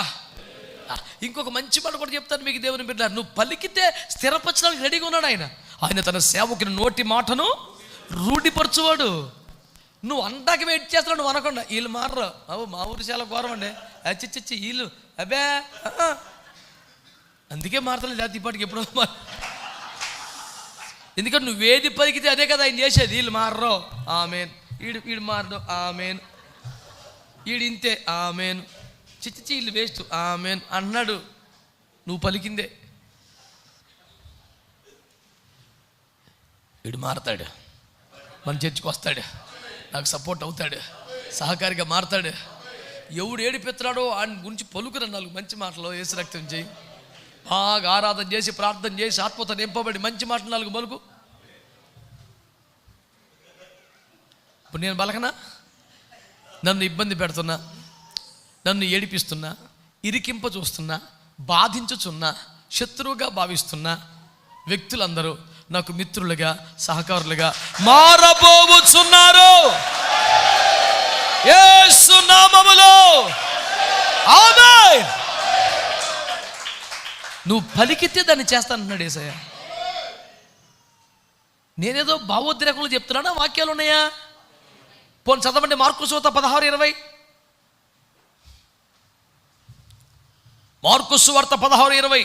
వారు బయలుదేరి వాక్యం అంతటా ప్రకటించారు. ప్రభువు వారికి సహకారుడై ఉండి వెనువెంట జరుగుచూ వచ్చిన సూచక క్రియల వలన వాక్యమును ఏ వాక్యం? అది ఆన్సర్. వారు వాక్యము ప్రకటిస్తా తిరిగారంట. ప్రభు వారికి సహకారం చేస్తా వచ్చాడంట.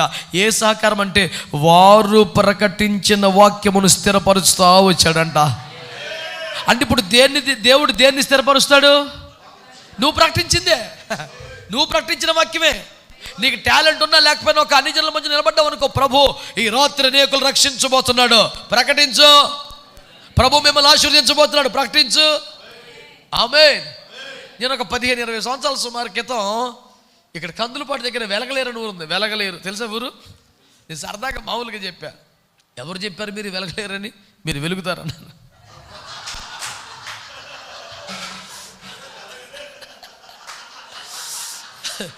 ఆ గ్రామ పెద్దలు చౌదరి గారు చాలామంది అక్కడ కూర్చొని నవ్వుతున్నారు. మీరే మళ్ళీ చెప్పాడు వెలగని. నిజం సార్, నువ్వు వెలుగుతాడు. యేసుప్రభు వచ్చింది వెలిగించ, యేసుప్రభు వచ్చింది వెలిగించదాకని చెప్పా. రాజేష్ సేవ చేస్తాను తాడే పెడుతున్నారు. ఆ ఊరి పేరేంటి? నేను అన్నాను, ఎవడన్నాడు మీరు లెగవాలని నేను అన్నాను. స్తోత్రం చెప్పరా. వీడు పక్కనకు వచ్చి రామే అంటున్నాడు. దేవునికి స్తోత్రం కలుగునగా. ఏదో సరదాకి నవ్వించడానికి మాత్రమే కాదు సార్, మీరు పలికితే దాన్ని ప్రభు.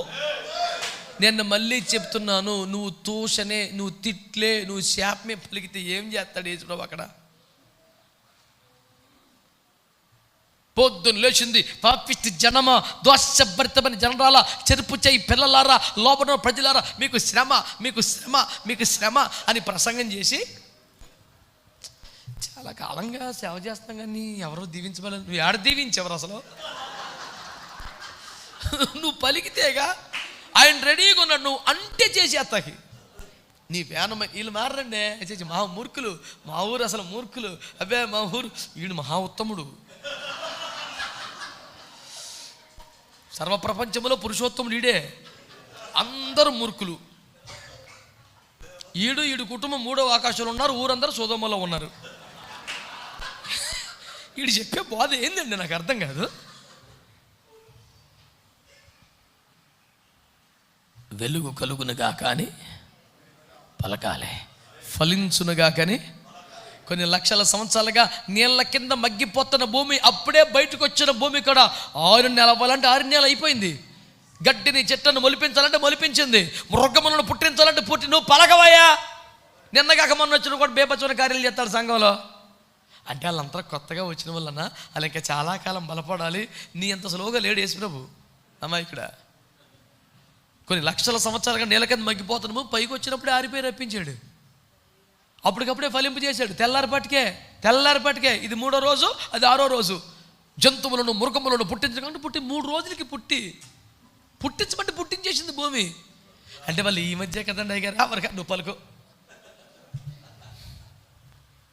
స్తోత్రం అంటలేదు మీరు. హల్లెలూయా హల్లెలూయా. ఇప్పుడు మీ సంఘంలో విశ్వాసుల మీద ఏం పలకాలో మీకు ఒక పిక్చర్ వస్తుంది. ఇప్పుడు మంచి యవనస్తులు ఉన్నారు మీ చేతిలో, మంచి మాటలు పలకండి. ప్రార్థనాత్మకంగా తల్లులు ఉన్నారు, వాళ్ళ మీద మంచి మాట పలకండి. అందరి మీద పలికి కుటుంబం మీద మట్టికి శాపాన్ని పలుకు. రామా ఇక్కడ ఇదే 4 ముక్కలు వాళ్ళ మీద బలికితే నీ బలం 10 రెట్లు అయింది రమ్మా. ఇక్కడ బుర్ర పని చేయదు ఒక్కొక్కడికి. అదేం చిత్రమో, కొంతమంది పాస్టర్ గారు చర్చిలో 10 మంది పరిచారకులు తయారవుతారు కానీ భార్య బిడ్డలు మాత్రం కనపడరు. ఈవేళకి వెళ్ళింది ఎట్టదే కరాటే క్లబ్గా 3 గంటలు ప్రాక్టీస్కి వెళ్తుందంట పాస్టర్ అమ్మ.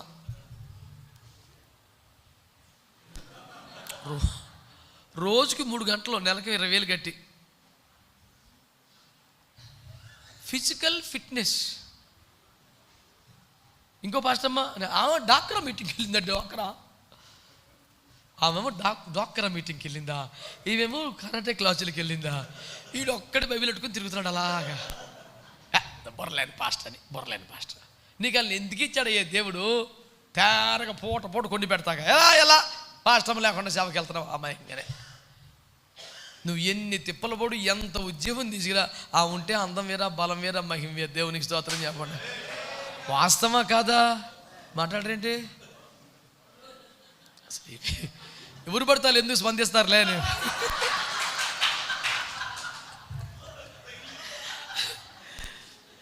స్పందించవలసినోడు స్పందించడం లేదు. అన్నీ నాతో చెప్పించబాకేగా. కొత్తగా పెళ్ళైన పిల్లగాళ్ళు ఉన్నారు, నేను వాళ్ళ గురించి మాట్లాడుతున్నా. స్తోత్రం చెప్పరా. వీడి మటుకు వచ్చేస్తాడు అమాయకంగా. స్తోత్రం చెప్పరా. అర్థమవుతుంది ఏమన్నా? యథార్థంగా చెప్తున్నా. ఓ పాస్టర్ గారికి మనవణ్ణి, ఇంకో పాస్టర్ గారికి కొడుకుని. నేను పాస్టర్ 27 సంవత్సరాలు. విశ్వాసాలు ఎవరు ఉంటే నన్ను క్షమించండి. నిన్ను నీ కుటుంబం ప్రేమించినంతగా ఏ సంఘస్థులు ప్రపంచంలో ఎవరు ప్రేమించరు. ఇది ఛాలెంజ్ నేను చెప్తున్నా. 2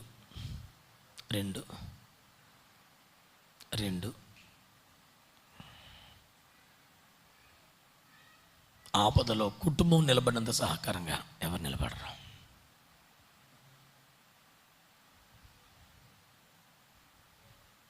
అలా జరగట్లేదంటే దుష్టుడే ఏదో ఇబ్బంది పెడుతున్నాడు.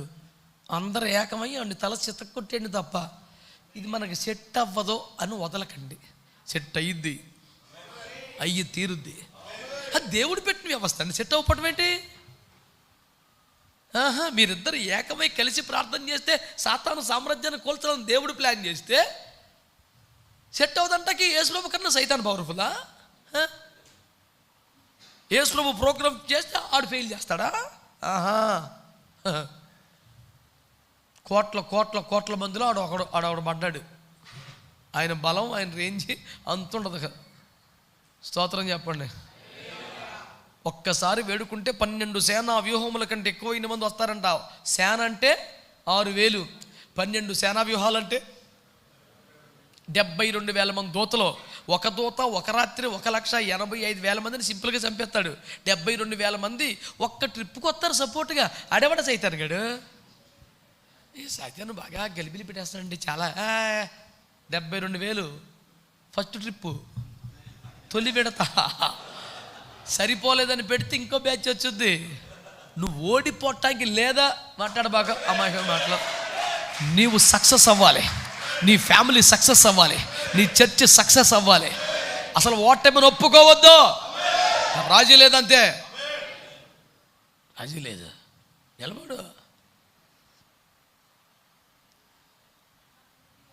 దేవుడు ఇంత ప్లాన్ చేసి కుటుంబాన్ని గడితే ఆడెవడో ఒక వదంతి పుట్టించి లేని పని మాటలు పుట్టించి మనల్ని ఇబ్బంది పెడుతుంటే సర్లే దేవుని చిత్తం ఏంటి? దేవుని చిత్తం ఏంటి?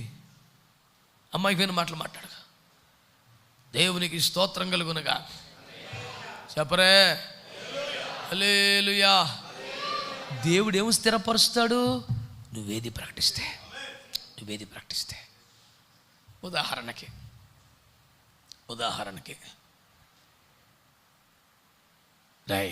రాయ్ మీరిద్దరు ఇక్కడ ఉండండి. నేను నా కుమారుడు కొండ మీదకి వెళ్ళి యెహోవాకు బలి అర్పణ చేసి మళ్ళీ వస్తాము. వెళ్ళిందే అని నరికేసి వస్తాకి బలిపీఠం కట్టి ఇస్సాకును ముక్కలు నరికి అగ్గి వచ్చి కాలి బూడిదైపోయాక దేవార్పణం సమర్పయామి అని రావాలా? అలాంటిది అరే మీ ఇద్దరు ఎక్కడ ఉండరా, నేను నా కుమారుడు వెళ్ళి యెహోవాకు బలి అర్పణ చేసి మరలా వచ్చేద్దాము. ఇంక దేవుడు ఏం చేస్తాడు? ఇంకా ఆమేన్ అనాలి. ఇప్పుడు ఆయన ప్రేమ లాంటిది, ఆల్రెడీ మాట ఇచ్చేసి ఉన్నాడు. కొంతలోకి వెళ్ళిన తర్వాత నాన్న కట్టెలు ఉన్నాయి, కత్తి ఉంది, నిప్పు ఉంది, గొర్రె పిల్ల ఏది? యెహోవా చూచుకొనును. చూశాడా లేదా? ఓరు నువ్వు అనక తిప్పలు వస్తుందిరా బాబు. ఇప్పుడు ఫీజు ఎలాగా? ఇప్పుడు కరెంటు బిల్లు ఎలాగా? బ్రదర్ నేను పాస్టర్ గారిని మాట్లాడుతున్నాను. అయ్యగారు కరెంటు బిల్లు కట్టాలి, కొంచెం రేపు ఫస్ట్ ఆదివారంగా దశమగలు వస్తాయి, ఇస్తాను.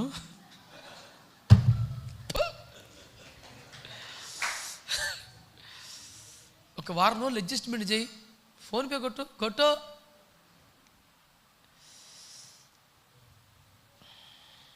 ఏంటండి ఇది, ఎంత అమాయకం అండి. ఏం చేయాలి ఆ టైంలో? యాక్చువల్గా దేవునికి మహిమ కలుగునగా. స్తోత్రం చెప్పండి. మనం అసలు ఏం పలకాలి సార్? మన రేంజ్ ఏంటండి అసలు? యెహోవా చూచుకొనును. ఒకవేళ చూసుకోకపోతే నీవు పరువు పోయిద్దా? నువ్వెందుకు తెగ ఫీల్ అయిపోతున్నావు? నువ్వేనాడో సిలువేయబడ్డావుగా, బతికేది నువ్వు కాదుగా, నీలో క్రీస్తు కదా. నీకేంటి పెద్ద ప్రెస్టేజ్ ఫీలింగ్? హైదరాబాద్లో గొప్ప దైవజనుడు ఈ మధ్య మహిమలోకి వెళ్ళిపోయారు. మహా గొప్ప ప్రార్థనాపరుడు. ప్రార్థనా జీవితంలో వారికి కాలు కొట్టుకుని నేను సరిపోను. కేడి సామ్యులు గారని గొప్ప దైవజనుడు. ఆ మహాదైవజనుడు రోజులు రాత్రులు గ్లోబ్ ఒకటి కొనుక్కొని దాన్ని అలా పట్టుకొని గుండెలు కత్తుకొని ఏడుస్తూ ఉంటే ప్రపంచ రక్షణ కొరకు ఆ గ్లోబు తడిసి ముద్దయిపోయేది. అబ్బో మహా గొప్ప ప్రార్థనాపరుడు. 20 ఏళ్ళ క్రితమే, ఇప్పుడు వచ్చినాయి అడవుళ్ళు, 20 ఏళ్ళ క్రితమే హైదరాబాద్లో జిందా తిలస్మత్ ఫ్యాక్టరీస్ ఏరియాలో, అంబార్పేట ఏరియాలో ఏమండోయ్ ఆయన మందిరం ఉంటే ఇక్కడి నుంచి ఆ చివరి దాకా కేసరపల్లి హైవే దాకా టిఫిన్ బండ్లు, బజ్జీల బండ్లు, బుక్ స్టాల్స్, బొమ్మల షాపులు ప్రతి సండే పెట్టుకునేవారు. అంత జనసందోహం వచ్చేది సంఘానికి. ఎంత డబ్బు ఆదివారం కానుకొచ్చేది అంత ఉండేది కాదు. ఆయన ఎంత గొప్ప దైవజనుడు అంటే ప్రార్థన చేస్తుండగా దేవుడు ఈ కానుక పొలానికి ఇచ్చేయంటే సైలెంట్గా మొత్తం కానుకను ఒక సంచిలో కుమ్మరించి అది ఏంటో, ఎంత ఉందో, వెండి ఉందో, బంగారం ఉందో, చెక్కులు ఉన్నాయో కూడా చూడకుండా ఒక దారం కట్టేసి సేవకుడికి ఇచ్చేసేవాడు. ఇది నీకంటే వాడతాడు, పలానాకి ఇచ్చేయంటే వెళ్ళిపోతాడు. మహా గొప్ప దైవజనుడు, వేల మందిని ప్రభు కొరకు సంపాదించాడు. అయితే ఒక రోజున ఆయనకి కరెంటు బిల్లు కట్టలేదని నోటీస్ వచ్చింది. ఆయన ఏంటి, కరెంటు బిల్లు ఎంత వస్తుంది? 1500, 2000 ఆ రోజులు, అంతకన్నా ఎక్కువ వచ్చే ఛాన్సే లేదు. కరెంటు బిల్లు కట్టలేదు. ఉస్మానియా హాస్పిటల్ చీఫ్, ఇలాంటి వాళ్ళు సంఘ సభ్యులు, పెద్ద పెద్ద ఆఫర్సెస్. కరెంటు బిల్లు కట్టలేదంటే ఆ నోటీసులు ఇచ్చాడు, స్పందించకపోతే ఇవాళ స్తంభం మీద కట్ చేస్తామని చెప్పారట. నేనైతే ఏం చేస్తాను, వెంటనే ఖచ్చితంగా ఒక ఆఫీసర్ గారు ఫోన్ చేసి, అన్న కొంచెం మాట మీరు చెప్పండి అన్న, రేపు కట్టేస్తాను. వాళ్ళు కట్ చేస్తా ఉంటున్నారు. కరెంటు తీసేస్తే వీధి అందట్లో అవమానంగా ఉంటుందన్న. అంత పెద్ద దైవజనుడు ఈ విషయం ప్రభువుకు తెలుసు కదా అన్నాడు. పరిచారకులు ఏం మాట్లాడలేకపోయారు. నిజంగానే ఆ రోజు సాయంత్రం కరెంట్ కట్ చేస్తే ఆ మొత్తం ఏరియాలో కరెంటు లేని కట్ చేశారని అందరికీ తెలిసిపోయింది. ఒక్కడే సిగ్గుపడలేదు, అవమానంగా ఫీల్ అయ్యేది. తెల్లారి పొద్దున్న ఎవరో వచ్చి, ఎక్కడి నుంచో, కర్ణాటక బళ్ళారి నుంచి ఒకరు వచ్చి ఒక అర్పణ ఇచ్చారు. ఒక బాబుని పంపించి కరెంటు బిల్లు కట్టించారు. నేను అంటున్నాను, కరెంటు కట్ చేసేదాకా తెచ్చుకోవటం ఆయన రేంజ్కి అవసరమా? మనమైతే కట్టవనిస్తామా? దేవుడు కట్టవని ఇచ్చాడు, ఇది ఎట్ట ఫీల్ అవుతాడు చూద్దామని. ఇవ్వలేక ఇదేదో ముందు రాత్రి పంపలేడేంటి? సౌలుని టెస్ట్ చేయటం కదా సమయంలో వస్తుంటే అట్ట పట్టుకున్నాడంట దేవుడు. బలి అర్పణ చేసిన అంతలోనే సమయంలో వచ్చి, అంతలోనే అంటే సొక్కట్ట పట్టుకున్నాడు. ఒక్క నిమిషం ఉండు. టైం కొంచెం ఆలస్యం చేసే రకమే కదా సమయాలు. వచ్చేసే టైం వస్తుంటే, అరే నీకు తెలియదు, అయ్యా టైం అయిపోతుంది, నువ్వు ఉండ అని సొక్క పట్టుకొని మనోడు బలి అర్పణ చేయగానే వదిలేశాడు. టైం మీద జరగాల్సినవే నిన్ను చూస్తాకే దేవుడు ఆపుతుంటాడు ఒక్కోసారి. ఈడేం చేస్తాడు చూద్దామని. ఆ టైంకి చేసేయగలడు. అసలు నీ మూమెంట్ చూద్దామని ఇసుకొచ్చేసి సేవకు రాజీనామా చేస్తావా? ఎందులోనే చేరతావా? ఎవడికన్నా అడుక్కుంటావా? ఏదన్నా బేరం ఆడతావా? భార్య బిడ్డల మీద అరిచేసి పుట్టింటికి పంపించేసి గొడవ చేస్తావా? వెళ్ళిపోయి అప్పులు తెచ్చేస్తావా? ఎన్ని చూస్తాక ఆపుతాడు. నేను చేయలేక యేసుప్రభు రెప్పపట్టు చూద్దాడు. నీలో ఆయన ఏ స్పందన కొరకు వెయిట్ చేస్తున్నాడు ఆయన. అది అవమానంగా గాక ఈనాడు మాలాంటి చిన్న చిన్న సేవకులకి ఒక స్ఫూర్తి పొందే సాక్ష్యంగా మారింది. అది అవమానం కాదు. నాలాంటి వాడికి ఏదైనా కష్టమో ఇబ్బందో వస్తే నాకు ఆయన సాక్ష్యం గుర్తు వస్తుంది. నేను మానవ ప్రయత్నం తప్పు, ఆయన తెలుసు. నాకు అవమానం ఏంటి? ఆయన మహిమ, ఆయన చిత్తం. బాబాయ్ పీకల మీదకి వచ్చేసినా నేను కంగారు పడ్డాను, అటు ఇటు పరిగెత్తను. ఆయన తెలుసు కదా బాబాయ్, నేను స్తోత్రం. ఇలాంటి నాలాంటి చిన్న చిన్న సేవకుల్ని బలపరచడానికి అతనికి అదొక అనుభవం అయింది తప్ప అది అవమానం కాలేదు. దేవునికి స్తోత్రం కలుగునగా. హల్లెలూయా. దేవుడు మనతో మాట్లాడుతున్నాడని నమ్ముతున్నాను. అందరూ స్తోత్రం చెప్పండి గట్టిగా. హల్లెలూయా. ప్రకటించడమే. మార్కు 11లో బేతని, బేత్పగే ప్రాంతాలకు వెళ్ళినటువంటి యేసు ప్రభు వారు తన శిష్యులు పంపి, మీరు ఎదురుకుండా వెళితే ఎదుట ఉన్న గ్రామానికి వెళ్ళండి, ఒక ఇంటి తల వాకిట కట్టబడిన గాడిద పిల్ల మీకు కనపస్తాయి, మీరు వారిని విప్పి తోలుకొని రండి అన్నాడు. మరి ఎవడైనా ఏమైనా అంటే కోర్టులో కేసేయండి.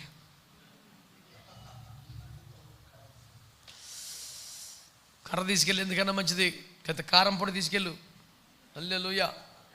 కొట్టు. చెప్పాడా? ఇది ప్రభువునకు కావలసి ఉన్నది. చెప్తే వదిలేస్తారని చెప్పాడు. చెప్తే వదిలేశారు అక్కడ. మరి మార్కు 11:3-6 వరకు చెప్తే వదిలేస్తారా? ప్రకటనకి అంత శక్తి ఉంది. ఈ గ్రామం ప్రభువు కావాలి, ఈ దేశం ప్రభువు కావాలి, ఈ ప్రజలు ప్రభువు కావాలి, ఈ ఆత్మలో ప్రభువు కావాలి. రోజు పలుకుతూ ఉండడమే మన పని. దేవునికి స్తోత్రం కలుగునగా. హల్లెలూయా. అందరు చెప్పండి హల్లెలూయా. పలకాలండి. అబ్రాం పలికాడు, సెట్ చేశాడా లేదా? మొదటి సమయంలో 17:46 దావీదు అన్నాడు, ఏంట్రా నేను కుక్కనా, ఏం నా మీదకి వచ్చేస్తున్నా అని గొల్లియాతు అంటే, అవును కుక్కవే అన్నాడు. ఏంట్రా అని తన దేవతల పేరు చెప్పిస్తాం ప్రార్థిస్తే దావీదు అన్నాడు, నిశ్చయముగా నీ తల నరికి వేతును అన్నాడు. కత్తేది అన్నాడు కాబట్టి సెట్ చేసాడు యేసుప్రభు. కత్తి వచ్చింది, తలకాయ నరికేసి. మరి మనకి సపోర్టర్స్ లేరండి, మనకి సహకారం లేరండి, మనకి స్పాన్సర్స్ లేరండి, మనకి బలమైన ఎంప్లాయీస్ లేరండి. నోరు మొత్తామండి, పిచ్చి పిచ్చి మాట్లాడబాకు. చాలు. హల్లెలూయా. ఈ పూట మనం అందరినీ ప్రభు బలపరిచి మాట్లాడుతున్నది ఒకే ఒక్క మాట, తాకబడాలి. తాకేదాకా ప్రార్థన చేస్తూ ఉండాలి. ఒక్క మాట నీ నోట పెడతాడు. మళ్ళీ చెప్తాను వినండి, దేవుని వాక్యం అనే మాట మన నోట ఉండాలి. 2, నీ మినిస్ట్రీ కొరకు, నీ సేవ కొరకు స్పెసిఫిక్గా నీకు ఇచ్చిన ఒక మాట ఉంటుంది. బాప్తిస్మం యోహానుకి ఇచ్చినట్టు, పేతురుకి ఇచ్చినట్టు, పౌలుకి ఇచ్చినట్టు. 2, మూడవది, ప్రతి ప్రసంగం కొరకు ఆ క్షణానికి ఏదో ఒక మాట ఇస్తాడు. 3, 1 దేవుని వాక్యం అనే మాట ఉండాలి. 2 నీ సేవ కొరకు స్పెసిఫిక్గా నీ పరిచయకు ఒక మాట ఉంటుంది. ఆమేన్. 3 ప్రతి ప్రసంగానికి, ప్రతి పరిచర్యకి ఒక మాట ఇస్తాడు. దాని కొరకు నిరంతరం మనం ప్రార్థన చేస్తుండాలి. ఆ మాట కానీ ప్రకటించామా, కొత్తగా సృష్టి జరిగిపోద్ది సార్. దేవునికి స్తోత్రం కలుగును గాక. అనతి కాలాన అప్పుడే వచ్చిన భూమి అండి, అప్పుడే వచ్చిన భూమి. ఫలించమంటే ఫలిస్తుంది, పుట్టించమంటే పుట్టిస్తుంది. కొత్తగా వచ్చిన విశ్వాసులైనా ఆత్మను పొందుతారా, అభిషేకించబడతారా, ప్రార్థన యోధులు అవుతారా, పరిచర్య భారాలు పొందుతారా. ఆమె ఇది మొదలుకొని ఈ సెమినార్లో మనం ఏం తీసుకొని వెళ్ళాలి?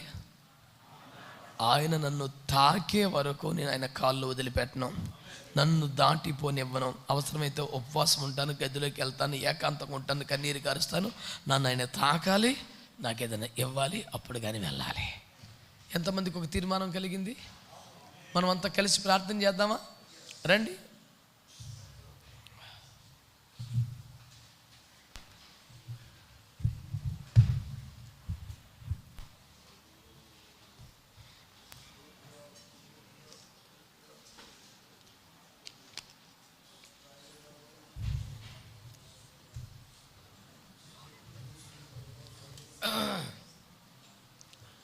మనమంతా కలిసి కొద్దిసేపు ఆగకుండా ప్రార్థనలో ఉందామా? ప్రభుకు స్తోత్రాలు చెల్లిద్దామా? అందరూ అందరూ అందరూ మంచిగా చెప్పాలి. స్తోత్రం స్తోత్రం స్తోత్రం స్తోత్రం. మాట్లాడిన దేవా స్తోత్రం, నాతో మాతో మాట్లాడిన దేవా స్తోత్రం. అందరూ అందరూ అందరూ మంచిగా వాగ్దానం చేసిన వాడా, మా నోటిని తాకుతానని చెప్పిన వాడా నీకు స్తోత్రం. మా నోట మాటను ఉంచుతానని చెప్పిన దేవా నీకు స్తోత్రం. హల్లెలూయా హల్లెలూయా. మా నోట నీ వాక్యమును ఉంచేవాడా నీకు స్తోత్రం. మా సేవ కొరకు ఒక మాటను మాకు ఇచ్చేవాడా నీకు స్తోత్రం. ప్రతి వాక్య పరిచర్యలో ఒక మాటని మాకు అనుగ్రహించేవాడా స్తోత్రం. ఓ నీ మాటకై స్తోత్రమయ్యా, నీ మాటకై స్తోత్రమయ్యా, నీ మాట కొరకై స్తోత్రమయ్యా. తాకేదాకా ప్రార్థించుట మానని, తాకేదాకా ప్రార్థించుట మానని ఒక పౌరుషం, రోషమాలు పుట్టిస్తున్నందుకు స్తోత్రాలు. గదిలో నుండి బయటికి రాలేని ఒక మనస్సు, గదిలో నుండి బయటికి రాలేని ఒక మనస్సు మమ్మల్ని తాకేదాకా, నీ మాట మాలో ఉంచేదాకా అయ్యా అయ్యా అయ్యా నీ పాదములను వదలని ఒక కృప మాకు ఇస్తున్నందుకు స్తోత్రాలు. త్రోవ ప్రక్కన గ్రుడ్డి భర్తమయ్యి కేక పెట్టినట్లుగా నాయన అయ్యా, దాటిపోని దేవుడా, నువ్వు నిలిచే దేవుడువు నాయన.